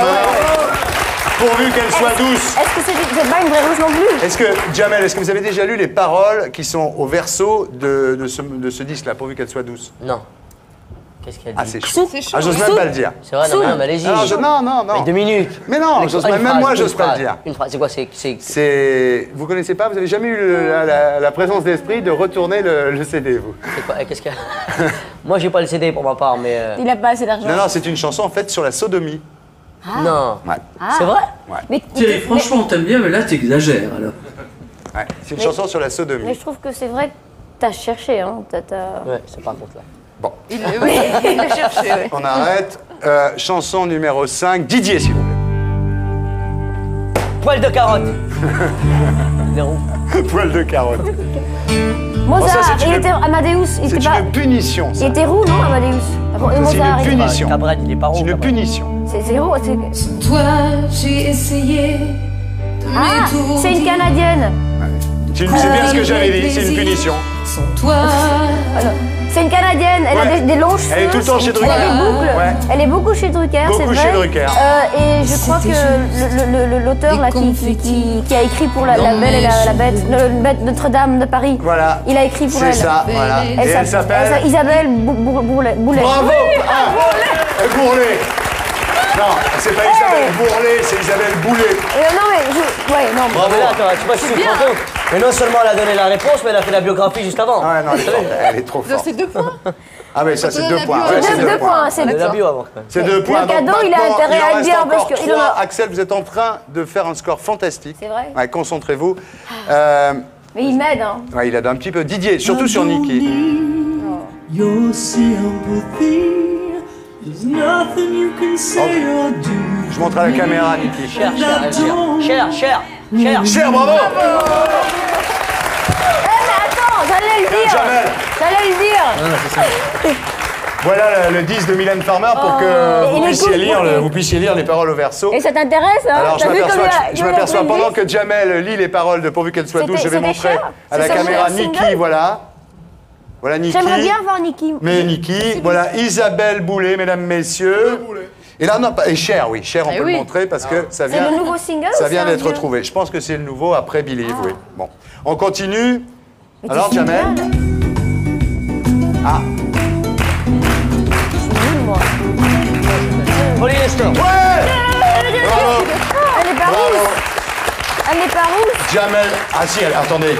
Vous comprenez? C'est pour elle ça est Toulouse. C'est pour ça, elle est Toulouse, les frères Sef et tout. C'est pour ça que j'ai amené la pochette parce que je veux pas être accusé de tricher. Mais ça, j'aurais pu trouver. C'est pas vrai. Mais elle dit ça dans son. Mais elle dit ça dans sa chanson. Non. Oui. Faudrait passer l'intégralité. Ça veut dire Mylène. Je savais pas moi qu'elle était comme ça, Mylène. Ah, je pense qu'elle va en vendre, elle va en revendre là. Mylène, si tu m'écoutes, sache que j'aime bien tes paroles. C'est vrai. Moi, je vois juste KO au lieu de OK, mais c'est pas obscène, ça. Tu sais, tous ces mots côte à côte font des phrases. Essaye de les dire. Ta maman, elle est trop fessée. Bon, on continue avec la dernière chanson. Donc elle est rousse aussi, hein. C'est du jazz. C'est pas mon domaine, ça. Moi, jazz. Elle fait Fitzgerald, elle était pas jazz, non. Elle était pas rousse.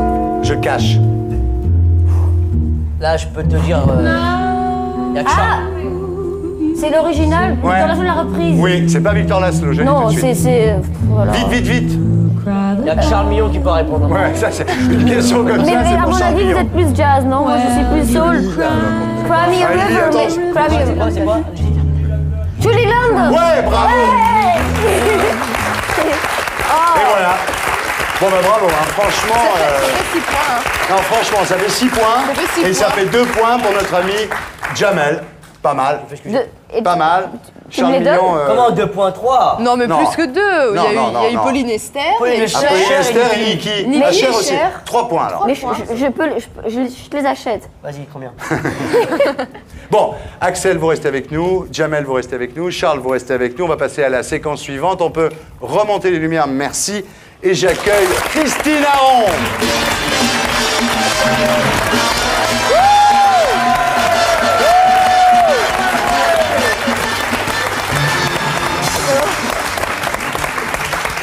Christine Aron, bonsoir. Bonsoir. Bonsoir, Christine. Merci.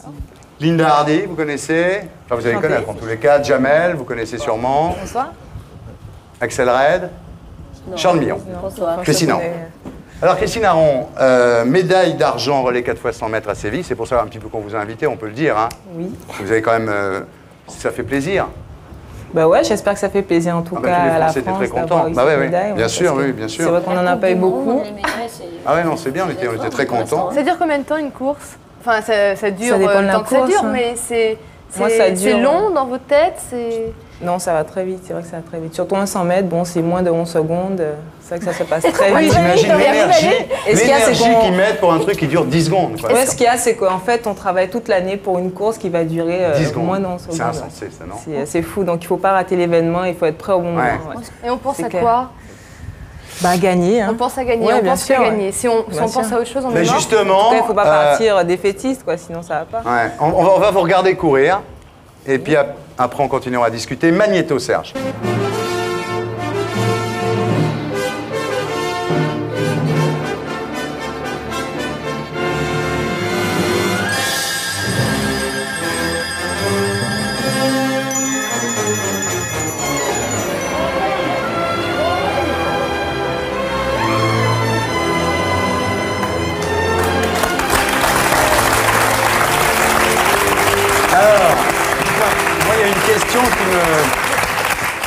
qui me turlupine. Est-ce que, bon, le passage du relais, est-ce que c'est sexuel? Non, je sais pas, parce que je vois toutes ces filles qui se passent ce machin comme ça, je me dis... Non, moi je vois pas ça comme ça. C'est quoi, Axel? Toutes tes questions, c'est... Pas toutes, une sur deux. C'est vrai que j'avais pas pensé à ça. C'est vrai non, attendez, vous jouez avec ce truc-là depuis des années. C'est vrai qu'il y a un donneur, un receveur, c'est comme ça que ça s'appelle. C'est ça que les gens se passent comme ça. Et il y a une transmission, c'est sûr. Expliquer comme ça. Je crois qu'elle va courir beaucoup plus vite maintenant. Il y a le bébé aussi, hein. Le trophée, c'est... Ouais. Oui, il y a ça aussi. Non, vous n'y avez jamais pensé? Non, j'avais pas pensé du tout à ça, mais c'est vrai que dites-moi, cette course-là, vous étiez dopé ou non? Non, jamais. Ah non, vous n'étiez pas dopé? Non, non, Pourquoi? non. Parce que ça fait pas partie de ma façon de voir le sport. Moi, je vois plus un sport propre et avec plein de valeurs et je pense pas que ce soit utile de se doper pour avoir de belles performances. Là, c'était pas en France, il n'y avait pas de contrôle sanguin, pas de contrôle... C'est vrai, c'est vrai. Vous auriez pu vous doper tranquillement. Oui, mais bon, on ne sait pas qu'est-ce qui est protégé ou pas. En tout cas, moi, ça m'intéresse pas, quoi. Mais c'est vrai que c'est... J'aurais bien aimé qu'à la fin de chaque course et dans les championnats comme ça, il y ait des contrôles sanguins parce que franchement, je pense qu'il y a un bon nettoyage à faire. Moi, j'ai entendu encore aujourd'hui un médecin qui me disait que en fait, ceux qui gagnent, qui sont les meilleurs, ce sont des gens qui ne se dopent pas, mais qui ne sont pas hypoglycémiques. Ouais. J'ai rien compris ce qu'il a dit. Mais nous non plus. Moi non plus. Rassurez-vous. On est tous sur la personne non plus. Non, mais c'est pas grave. Au championnat, vous pensez qu'il y avait des dopages? Oui, je pense, ouais. Il y a beaucoup d'Américains qui sont... Celle qui vous a battu, forcément, a déjà été dopée. Déjà été dopée, bien sûr. Non, moi, je ne veux pas tomber dans ce système-là et dire que les personnes qui gagnent et qui sont devant moi sont dopées. Ça, pas du tout. Je pense qu'on est capable de faire de très belles performances sans s'en dopé. Vous, alors, apparemment, oui. Voilà. Mais quand il n'y a pas de contrôle sanguin, quand chaque des contrôles d'urine, on ne voit pas l'EPO. Exactement, il y a plein de produits en mode de croissance. Oui, non, mais moi, ça m'intéresse pas. Non, mais je peux gagner. J'ai gagné l'an dernier à Budapest. J'étais championne d'Europe sans être dopée. C'est très bien. Et j'espère bien être championne olympique ou championne du monde sans être dopée. C'est extraordinaire. Sans drogue. Alors, si un jour vos performances... Vous dites sans drogue et tout le monde applaudit comme si c'était extraordinaire. Super. Oui. C'est magnifique, c'est bien. Même par rapport aux autres. À Budapest, donc vous avez été championne d'Europe du 4 x 100 mètres. Vous êtes drapée dans le drapeau français parce que, avez-vous dit, il n'y avait pas de drapeau guadeloupéen. Vous dites, je suis française, mais avant tout guadeloupéenne. Non, mais de toute façon, je n'aurais pas pris de drapeau guadeloupéen. Il y aurait eu un drapeau guadeloupéen, vous seriez drapée dans le drapeau guadeloupéen? Non. Non. Mais de toute façon, tant que la Guadeloupe n'est pas indépendante, j'aurais pas à me draper dans un drapeau guadeloupéen. Est-ce que vous êtes indépendantiste? Qu'est-ce que vous voulez que la Guadeloupe... Non, je ne suis pas indépendantiste, pas du tout, parce que bon, je sais très bien que la Guadeloupe a besoin du soutien de la France. C'est vrai qu'on voit toutes les catastrophes qu'il peut y avoir en Guadeloupe et tout ce qu'on a besoin de construire. Donc je pense qu'on a besoin de la France et je suis une Guadeloupéenne française. Voilà. Pourquoi est-ce que vous dites que quand vous gagnez, vous êtes française et quand vous perdez, vous êtes antillaise? C'est ce qu'on dit en général, c'est ce que disent les journalistes, c'est vrai. Quand on va gagner, ce sera la française à gagner la médaille d'or. Et si je perds, bon, ce sera... Axel Red, quand elle gagne une victoire de la musique, on dit qu'elle est française. Et Jamel, quand il est génial, on dit qu'il est français, bien sûr. Bien évidemment. Bien évidemment. On dit souvent que t'es français. Alors, on le dit surtout quand il remplit des salles et tout ça, c'est normal. Vous êtes très star, hein, vous avez les cheveux sur vous, on voit d'une couleur différente. C'est pas une star, elle est coquette. Elle est coquette, elle est très... Voilà, c'est pour une sportive. Voilà. C'est une femme. C'est une femme, mais pour une sportive, je veux dire, c'est pas Amélie Mauresmo, quoi. Je veux dire, voilà. C'est tout. On veut que les sportifs soient comme masculins. Non, mais justement. Franchement, t'aimes bien, mais là, t'exagères. C'est toi qui avais ça. En plus, elle est bonne, Amélie Mauresmo. Oui, au tennis. Non. Oui, c'est ce que je voulais dire. Oui, bah oui. Non, mais quand tu avais compris quoi? Rien d'autre. Ah, voilà. Donc vous êtes coquette, c'est vrai. Bon, les cheveux, vous avez 30 paires de chaussures. Ah non, j'en ai plus peut-être, mais... Ah bon, parce qu'Imelda Marcos, c'est 3000, elle, la femme du dictateur des Philippines. Vous êtes à combien de paires de chaussures? Je sais pas du tout, je sais pas si j'ai pas compté. Moins que Céline Dion? Certainement, oui, bien sûr. Moins qu'Imelda Marcos et Céline Dion. Le nez, vous avez un petit... Ouais, un petit piercing, ouais. Je le vois pas. Il est là. Donc il est mignon. Il est tout petit, mais il est là. Les tatouages? Oui, j'en ai 2. J'en ai un à la cheville, qui n'a pas de signification, qui n'a pas de signification, mais c'est pas un dessin. Et puis j'en ai un sur l'épaule qui signifie c'est l'or. Celui de l'épaule, on peut le voir là? Charles est là. Écoutez, franchement. Ils ont dit à l'antenne, qu'est-ce qu'il signifie? Je sais pas, il est juste là. Qu'est-ce que ça veut dire? C'est le symbole de l'or en fait. De l'or? Voilà, elle veut les médailles d'or. Voilà, donc moi. Vous êtes très branché bijoux, hein? Vous êtes aussi quand même sponsoré par la mairie de Paris. Ça vous embête pas de vous... Sponsorisé, pardon. Excusez-moi, monsieur Debouze. Ça vous embête pas de vous montrer avec Jean Tibéry Non. Ah bon? Non, parce que moi, en fait, je suis plus avec la mairie de Paris parce qu'en fait, j'ai envie de promouvoir mon sport. Ouais. Et par l'intermédiaire de la mairie de Paris, j'ai cette occasion-là de promouvoir mon sport. Donc, ça vous gêne pas de vous montrer Donc moi, je suis pas là pour être avec Jean Tibéry. C'est plus une image sportive que je veux véhiculer et je suis surtout pas dans aucun parti politique que ce soit. Voilà. Ça sera un autre, ça serait pareil. Voilà. Ouais. Bien. Alors, donc vous avez un garçon, un Jules, quoi, qui s'appelle Dan Philibert, qui est champion de 110 mètres haies. Honnêtement, vous arrivez à rester fidèle avec tous ces beaux athlètes que vous voyez dans les vestiaires? Non, mais je sais pas comment vous faites, moi. Oui, bien sûr, non. Ah ouais? J'ai pas spécialement de tentation. C'est vrai que moi, C'est vrai qu'ils sont beaux, hein. Non, non, il y a des sportifs qui sont beaux, mais j'ai l'habitude justement de voir de beaux athlètes, donc maintenant ça devient plus courant, quoi, en fait. Donc, Vous dites que vous seriez prêt à tout abandonner pour un homme dans les limites du raisonnable. Ça veut dire quoi? Ce qui, en fait, tout abandonner, c'est pas vraiment raisonnable. Voilà. Donc, c'est quoi les limites du raisonnable? Ça, je sais pas, c'est... Ce que Charles nous a dit tout à l'heure, c'est sentir que je puisse faire quelque chose pour lui, mais sans que ça me dérange, franchement, quoi. Vraiment, c'est un compromis. Voilà, il faut qu'il y ait un compromis et que... C'est ça. Je trouve que si quelqu'un te demande de tout abandonner, je le ferai pas. Mais si ce serait mon choix personnel, je pourrais aussi. Bien. Alors maintenant, on va voir. Alors maintenant, ce que je vous propose, c'est de voir Dan Philibert, donc, qui est votre compagnon, on peut dire. Hein, vous n'êtes pas marié encore. C'est mon fiancé. C'est votre fiancé. Ouais. Tiens, d'ailleurs, justement, on dit que pour les garçons, l'acte sexuel est recommandé avant l'exploit sportif. Est-ce que pour les filles, c'est pareil? Non. Moi, je n'ai jamais spécialement entendu ça. Mais de toute façon, je pense que la meilleure chose, c'est de se sentir bien. Bon, si on a envie de se libérer avant une compétition et que ça nous déstresse, quand ça nous met bien, ben faut le faire, quoi. Je veux dire, faut pas. Mais vous en posez des questions. Est-ce que je vous demande, Thierry, si vous, avant de passer à la télé, Ah non, mais moi non, moi. Eh, attendez. Je peux pas, moi. J'ai des enfants. Alors maintenant, Serge Magnéto, on regarde Dan Philibert. C'est l'histoire de deux paysans qui ont deux champs l'un à côté de l'autre. Et ces champs donnent sur une falaise. Et dans ces champs, il y a des chevaux. Donc il y en a un. Tous les jours, il y a un de ces chevaux qui tombe comme ça. Boum. Et tous les jours, il perd un cheval. Donc il est un petit peu dégoûté parce que son voisin à côté, il a tous ses chevaux. Ils sont tous là, bien au complet. Donc il va voir son voisin et il lui dit écoutez, voisin, comment vous faites? Moi, tous les jours, je perds un cheval. Vous, ils sont tous là au complet. Vous avez un secret? Oui, oui, j'ai un secret, oui. J'ai un âne dans mon champ. C'est l'âne Pedro. Ah bon, et vous pouvez m'expliquer un peu? Parce que là, je comprends pas comment ça fonctionne. Ben, Pedro, l'âne, arrête la chute des chevaux. C'est Pedro, l'âne, arrête la chute des chevaux. Voilà. Pedro, c'est Petro. Mais non, c'est Pedro, Christine. Coupé. Donc Pedro l'âne, non, c'est quoi? C'est Pedro l'âne, arrête la chute des chevaux. Rapport à la publicité. Ouais, il est drôle, hein. Vous entendez bien tous les deux, hein? Ouais, vraiment, très bien. Vous avez déménagé? Non, pas encore. Non, parce que Fontenay-sous-Bois, maintenant que vous gagnez 100 000 francs par mois, Fontenay-sous-Bois, remarquez, lui, il habite toujours à Trappes en même temps. Qui vous a dit que je gagnais 100 000 francs par mois? Tout le monde le sait, hein? Non, personne. Ah bon?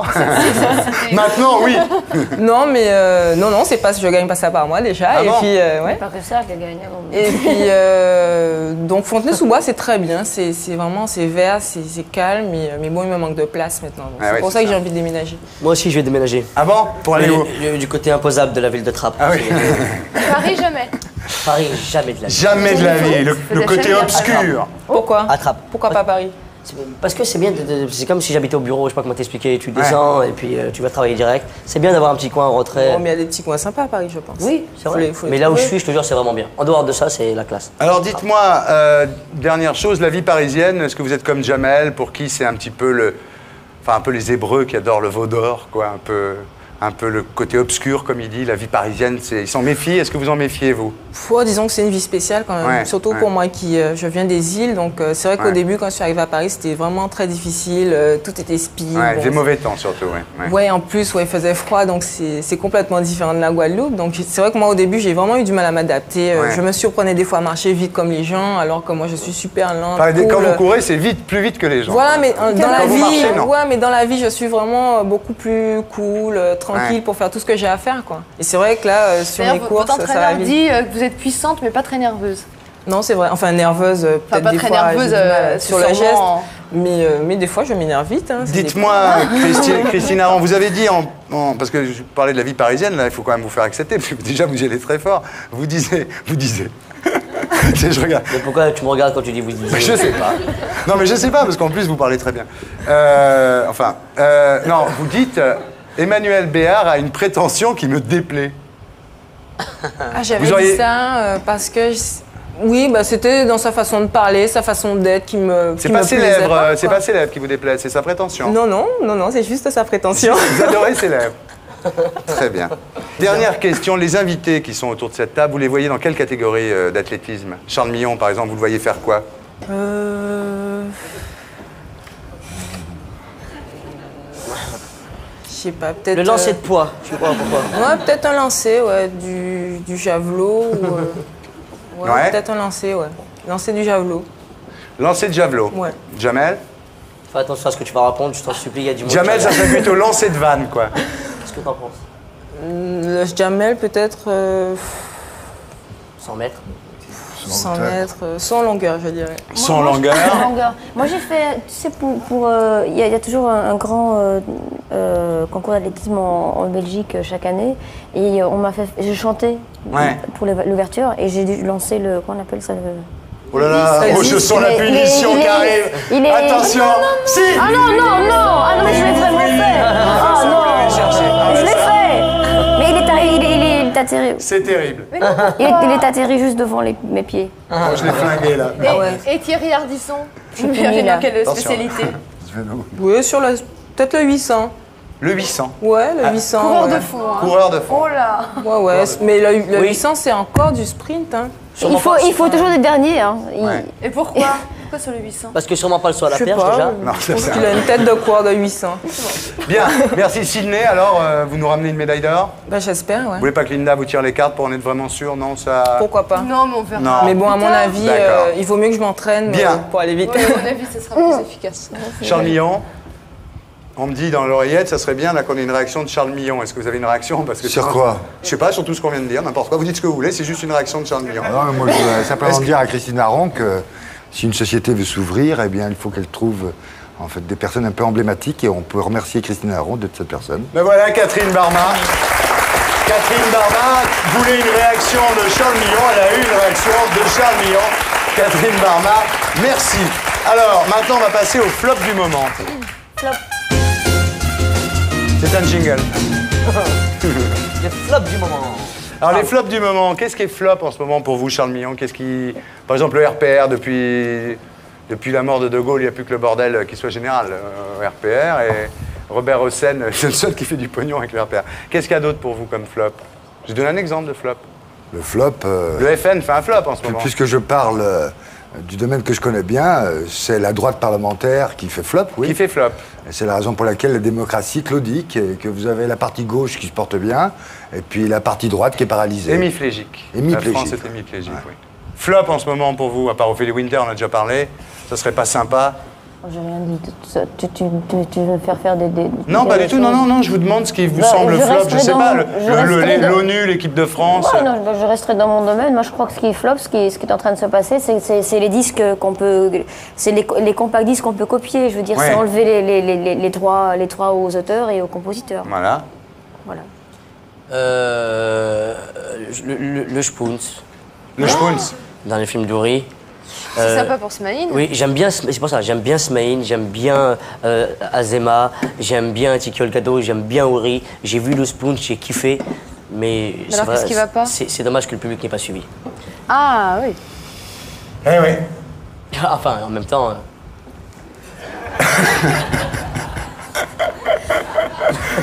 Je l'adore. Il est attachant, hein, c'est génial. Ah, il est génial.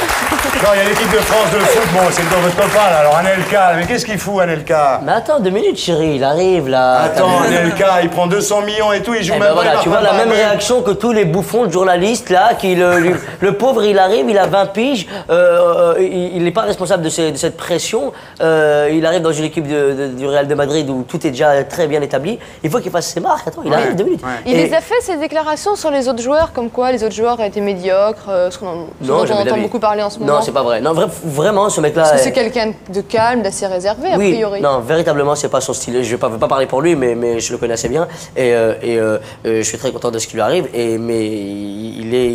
C'est un très bon joueur. Et on en reparlera dans 3 semaines. Ah, dans 3 semaines. D'accord. Bon, puis il y a un truc qui n'est pas un flop, c'est l'émission de Guy Bedos, là, tout à l'heure, sur Canal, avec Florence Belkacem. Vous l'avez vu? J'aime bien Guy Bedos, moi, pour ma part. Mais moi aussi, il m'aime beaucoup, Guy Bedos, moi. C'est vrai? Ah ouais. Je voulais juste dire à Thierry Ardisson que contrairement à la légende qui nous oppose systématiquement par la presse interposée, puisqu'on ne se voit jamais, je l'aime beaucoup. Bah voilà. Je voulais dire ça. Merci, puis moi aussi je t'adore et je voulais te dire ton émission tout à l'heure avec Florence Belkacem, on s'est marré, c'était génial, voilà. Alors maintenant on passe au jeu de la vraie vérité. C'est-à-dire que on va vraiment tous se dire la vérité ici sur ce plateau. Ça va être une expérience assez étonnante qui n'a jamais été tentée à la télévision. Alors évidemment, ça s'appelle Personne ne ment. Il faut rester? Il faut rester, oui. Et pour présenter ce jeu de la vérité, ce jeu de la vraie vérité, nous allons accueillir celui qui, à la télévision, il y a quelques années, avait inventé le jeu de la vérité, Patrick Sabatier. Les briquets!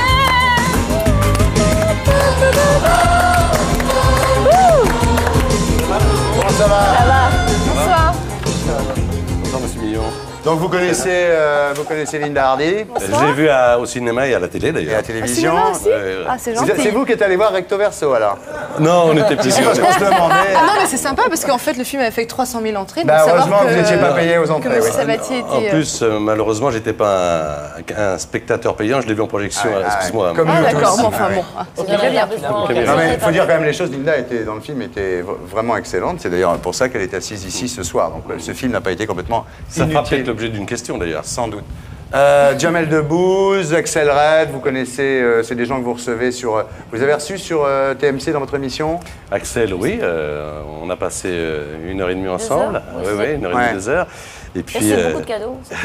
Elle est bien cette émission, hein? Oui. Et puis Jamel, cette semaine aussi. C'est l'une des meilleures émissions que j'ai faites. Moi aussi. Moi aussi, j'ai regardé la cassette le week-end suivant, ça dure 100 minutes? Oui, 100 minutes. Ouais. 100 minutes, et moi aussi. Je passe pour dire ce que tu veux, et les questions sont super intéressantes. Ouais. Absolument. Maintenant que je t'ai serré les pompes, c'est bon, maintenant ça va. Salut. Très sympa. On est très content de vous recevoir. Oui, on est très content que vous soyez là. Alors, le jeu de la vérité à l'époque, à la télévision, ça avait été un événement considérable. On se souvient tous de Coluche assis sur une chaise haute, géante, répondant en direct aux questions des téléspectateurs. Qu'est-ce qu'il y a eu comme autre moment comme ça D'abord, il y a eu le premier, il y a eu Delon, 11 janvier 1985. Delon qui m'avait donné son accord environ 8 mois avant en disant tu viens me chercher, c'était à l'aéroport, il venait de Genève et il m'a dit tu viens me chercher le 10 janvier, le 11 je ferai ton émission et le 11 il a fait l'émission en direct et c'est vrai que c'est lui qui a déclenché en réalité, merci monsieur Delon, parce que c'est lui qui a déclenché la notoriété du jeu de la vérité. Il y a eu Gainsbourg également et puis il y a eu évidemment, on peut pas ne pas en parler, Chantal Goya qui a donné un ruiné sa carrière d'ailleurs, faut bien le dire. Et Sophie Marceau. Tu crois qu'ils n'ont jamais menti? Pardon? Tu crois qu'ils ont vraiment raconté la vérité? Écoute, je vais te dire que la plupart du temps, avant l'émission, ils me demandaient de ne pas laisser passer telle ou telle question. Pas tous, mais certains, parce que ça les touchait de trop près. Et j'ai toujours respecté ça. C'est parce que je pense que quand on invite quelqu'un, il faut le respecter avant tout. Et donc, c'est sûr que... Il y a même eu des gens, donc je ne vais pas citer leur nom, mais qui n'ont pas voulu le faire parce qu'ils avaient peur des questions. Oui, en tous les cas, il fallait une sacrée force de conviction pour convaincre des grands artistes comme ceux-là de venir à la télé, de s'asseoir en direct et d'avoir des gens qui leur posent, le public qui leur pose toutes les questions. Moi, sans aucun problème. Toi aussi, Axel, tu pourrais le faire, bien sûr, sans problème. Moi, je voudrais le faire. Il n'y a qu'à Chantal Goya que ça n'a pas Mais moi, j'ai pas compris, Chantal Goya, parce que quand on a fait les répétitions l'après-midi, ça se passait bien. Je crois que c'est le soir qu'elle a disjoncté. Elle a pété les plans, oui. J'ai pas compris ce qui s'est passé. J'ai entendu cette histoire. C'était... Elle a pété les plans en direct. Alors, là, on va faire le jeu de la vraie vérité, donc qui n'est pas du tout le concept de Patrick, mais je voulais que Patrick soit là, parce que dans le jeu en vérité, c'était très fort. Alors, vous connaissez le jeu, hein? Il est 3 heures du matin, on est avec des copains un peu torchés. Et puis on se dit, voilà, maintenant on va se dire les choses. Il faut pas toujours être torché, comme vous dites, pour se dire les choses. Hein. Bah, disons que ça peut aider d'être un peu torché, mais c'est vrai qu'on est. Oui, mais ça vous parlez de vous, Thierry. Avant, Linda. Et taquine. On peut quand même poser une question en préalable. Est-ce que la vérité est-elle toujours bonne à dire? C'est une bonne question. Non mais est-ce qu'il faut toujours se la dire, la vérité? Faut essayer. C'est ma première question, je peux la poser à M. Millon? Bah allons-y. Alors donc, qu'est-ce qu'on va donner? Est-ce qu'on peut baisser les lumières? On baisse les lumières. Oui. Commencez alors, Patrick. Alors, est-ce que la vérité est-elle toujours bonne à dire? Et puis, est-ce que vous avez toujours dit votre vérité, la vérité? Je pense qu'il y a des vérités qui ne sont pas bonnes à dire. Parce que la personne qui est en face de vous ne peut pas la supporter. Et que dans certains cas, la délicatesse, l'amour, la charité veut que vous fassiez un acte de restriction. Ça, c'est normal. Je crois que dans une vie de couple, ou dans une vie de groupe, ou dans une vie publique, ou dans une vie privée, on a tous ressenti ça. Et c'est un geste de délicatesse. Alors tout le monde peut se poser des questions. Tout le monde peut poser des questions à tout le monde, c'est le principe. Voilà.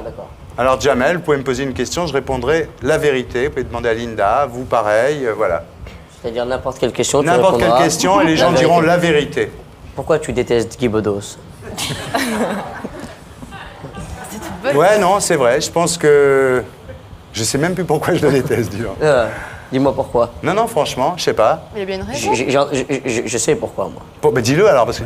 Il avait apparemment refusé toutes tes invitations. Oui, bien sûr, mais au départ, pourquoi, je sais pas. C'est vrai, tu sais pas. Non, franchement. Donc tu le détestes pour rien. Bah, je l'aime pas parce qu'il m'aime pas, voilà. Parce que dans la vie, il y a des gens qui vous aiment pas, alors vous les aimez pas. Ah, comme ça, gratuit. Voilà. Pas très intelligent. Non. Voilà. Moi, j'ai une question pour Jamel. J'aime bien, j'ai posé une bonne question. Il est bon ce jeu, il est bon ce jeu. Ça va marcher. Bon, ok, alors continuons, restons dans la vraie vie. Moi, j'ai une question pour Jamel. Je vous en prie, Linda. Est-ce que Smaïn est venu voir votre spectacle? Oui. Il est venu vous féliciter? Oui. Non, vous mentez, Jamel. Si, je te jure. Non, il n'est pas venu vous féliciter. Vous n'avez pas accepté qu'il vienne rentrer dans votre loge. Quoi?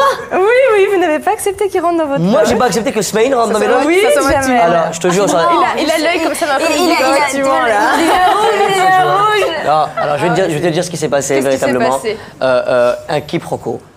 Sincèrement. Ça arrive, hein? Oui, vraiment. Un quoi? Un quiproquo, je Un t'explique. quiproquo, c'est... Cherche dans le dictionnaire. Un dictionnaire.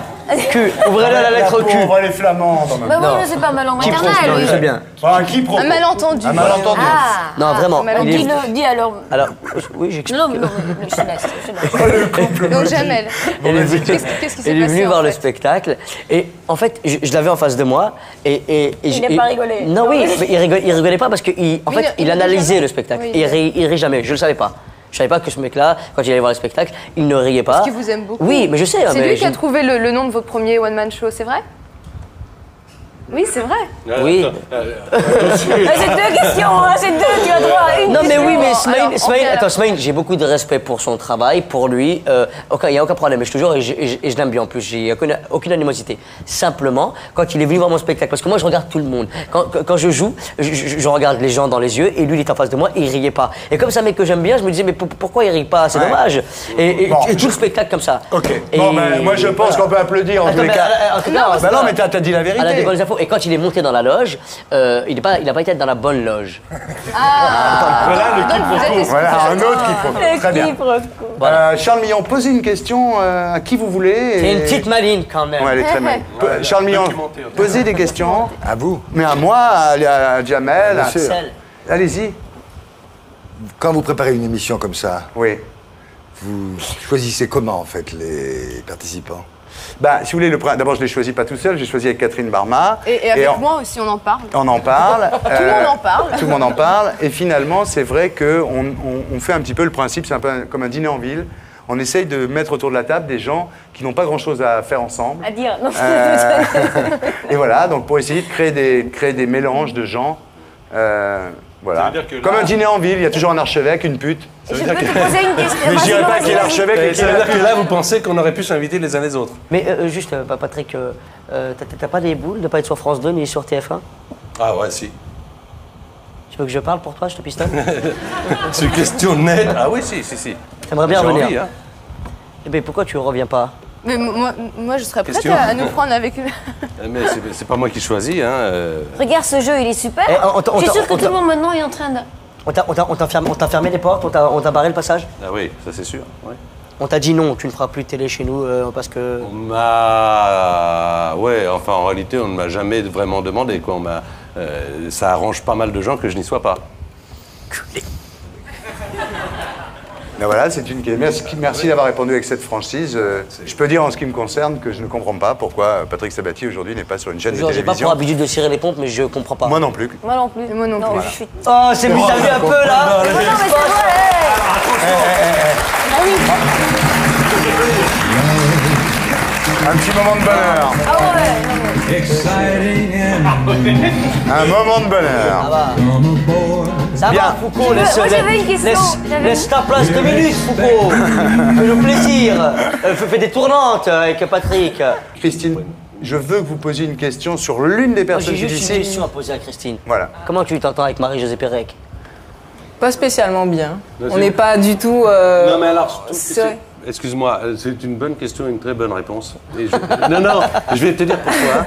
Excuse-moi, je parle à ta place, mais je te laisserai le temps de parler. Hein. Bien sûr. C'est parce que je pense qu'à chaque fois, sur un, je ne sais pas si vous l'avez remarqué, mais dans une situation, il y a toujours un créneau où il y a 2 personnes qui sont assimilées. Il y a eu Hinault et Fignon, il y a eu Delon, Belmondo, il y a eu à un moment donné Drucker et moi. Jamel Debbouze, Pacino, tout le temps. Jamel Debbouze, ça fait chier d'ailleurs. Ça y en a marre. Il y a Christine et Marie-Josée, et c'est sûr que si on parle honnêtement, on ne peut pas vraiment aimer l'autre. On est un peu en rivalité. Oui. Et en plus, la presse nous met en rivalité les uns les autres. Non, moi je pense que pas nécessairement, quoi. Pas nécessairement. Je veux dire que, bon, Marie-Jo, je ne l'ai pas comme concurrente directe. Elle fait du 400 mètres, moi je fais du sprint court. Mais il y a toujours eu ce problème entre nous. Moi, je peux avoir des copines qui font du 100 mètres. Je veux dire, sur la piste, bon, là, à ce moment-là, on n'est plus copines. C'est vrai qu'on est rivales. Et moi, je pense qu'on peut faire la part des choses. Je peux dire, j'aurais pu être copine avec elle. Sans pour autant qu'il y ait cette animosité entre nous. Quoi. Cette différence qu'elle porte, entre guillemets, un peu à la France en allant s'entraîner à Los Angeles, tu trouvais que c'était un manque de respect? Non, pas du tout, c'est son choix. Elle est libre. Bon, elle a envie de s'entraîner aux États-Unis, bon, elle va aux États-Unis. C'est normal qu'elle s'entraîne à Los Angeles, les meufs elles sont plus belles là-bas. Les quoi? Ah non, c'est vrai que c'est une femme. C'est une femme, oui. En tous les cas, vous avez le même entraîneur. Bon, est-ce qu'il y a encore des questions que vous avez envie de vous poser les uns les autres? Profitez-en parce que ces gens... Je voulais demander à Jamel si... Après, tout le monde va redevenir hypocrite comme avant. Si t'as pas la grosse tête avec tout ce qui t'arrive, parce que t'es quand même assez jeune, tu as quand même un bon succès auprès de tout le monde. J'ai la grosse tête. Ouais, et je l'assume pleinement. C'est quelque chose que je vis bien tous les matins. Non, sincèrement, je sais pas ce que c'est. Enfin, avoir la grosse tête, c'est quoi? C'est se la raconter, manquer de respect à tout le monde. Manquer de respect parce que bon, oui, on a réussi, donc on considère que les autres sont inférieurs, on les traite pas de la même façon que tout le monde, c'est ça. Sincèrement, pour l'instant, non. Mais sachez une chose, et je préviens tous mes proches, que si par malheur je vais tourner un jour aux States, à Los Angeles ou à New York, c'est la merde pour vous. Parce que là, je vais la prendre et sans pitié. Mais pour l'instant, je ne vais pas. Merci beaucoup, merci à tous. Vous restez tous avec nous. On peut rallumer les lumières. Vous y allez, Axel? J'y vais, Le boulot. Ok, Axel, enfin.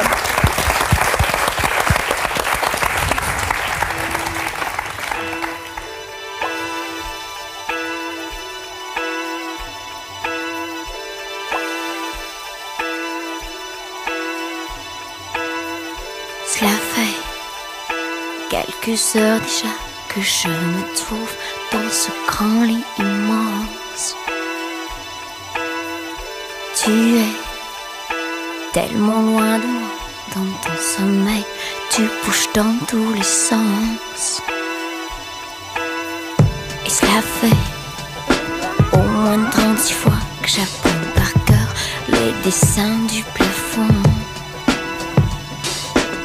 J'essaie en vain de compter les boutons, mais je ne fais rien que me monter le bourrichon. Je chuchote, redis réveille-toi, car moi je dors pas. Toute la soirée tu papotes, maintenant tu dors comme une marmotte. Oh oui, réveille-toi, je veux que tu me nolotes moi. Toute la soirée tu papotes et moi je voulais faire des mamours.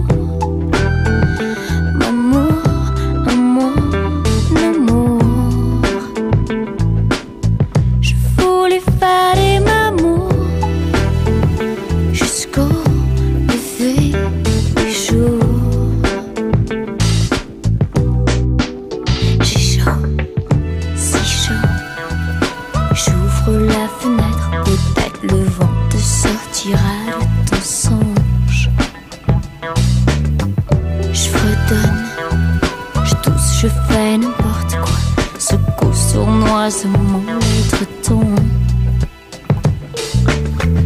À quoi ça sert tout ça? J'suis pour me fatiguer moi. J'dors toujours pas, toi tu réagis pas.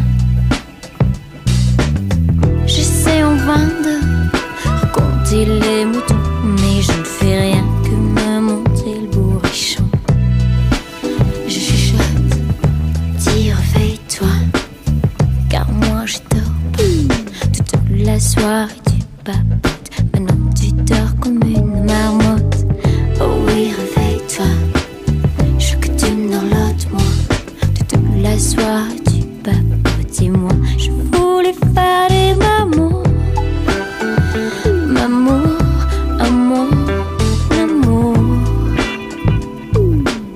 Je voulais faire des mamours jusqu'au lever du jour.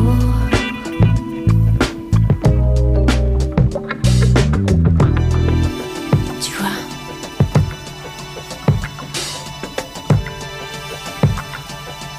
je voulais juste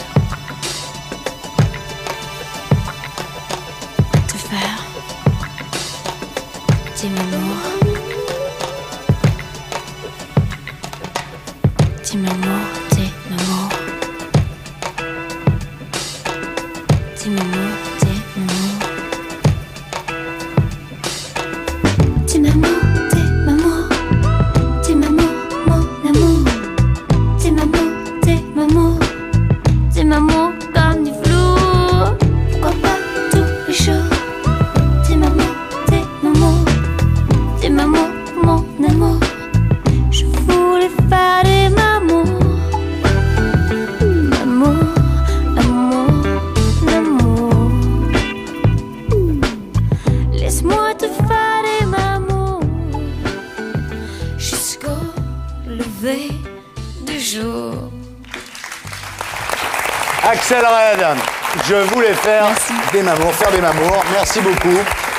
Merci. D'ailleurs, Serge Calfon, c'est un bon moment. Si l'image pouvait devenir rose. Voilà, qu'on vive. Voilà. Est-ce qu'on peut mettre le jingle? Voilà, et l'image rose.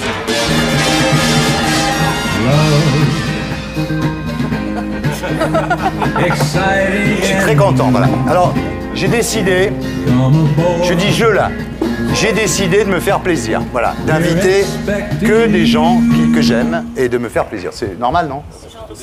Voilà. Notre ami Jamel donc, est au Bataclan à partir du 15 septembre et on va évidemment tous y aller. On va tous rigoler. Le 3 novembre, vous êtes au Zénith. Axel, c'est ça? C'est le 3 novembre au Zénith, non? Oui. Voilà. Le 3 novembre. Donc il faut tous y aller aussi. Voilà, donc l'émission est terminée. On va faire un petit bilan. Hein. Vous étiez pas mal. Ah ouais, c'est bien, c'est gentil, Ouais, Linda. c'est pas mal. Merci, Linda. Perfectible, mais pas mal. Perfectible. Ouais, elle est pas mal, non? Ouais, hein? Elle est bonne, hein?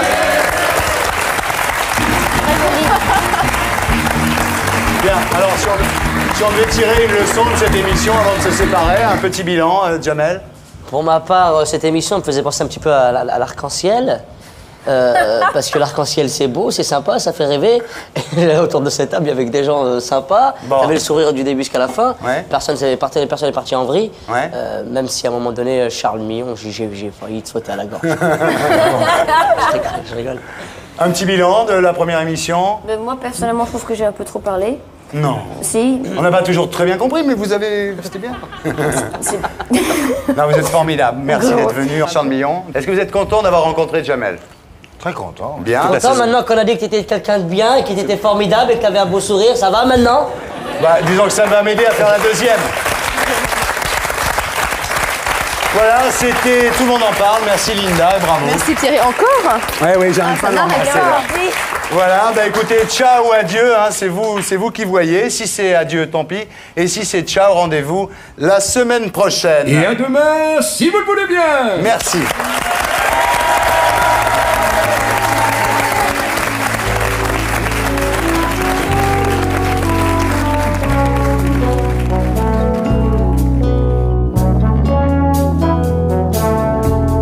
Tu souris ce matin au réveil à côté de moi.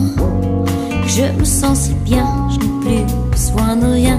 La vie est belle, facile comme tout. Je suis vie, tes câlins. Je sommeille à côté de toi. Je respecte pas, ça me convient à tel point que j'oublie les soucis qui me gâtent au pied de mon lit. Et quoi qu'elle m'apporte ma journée,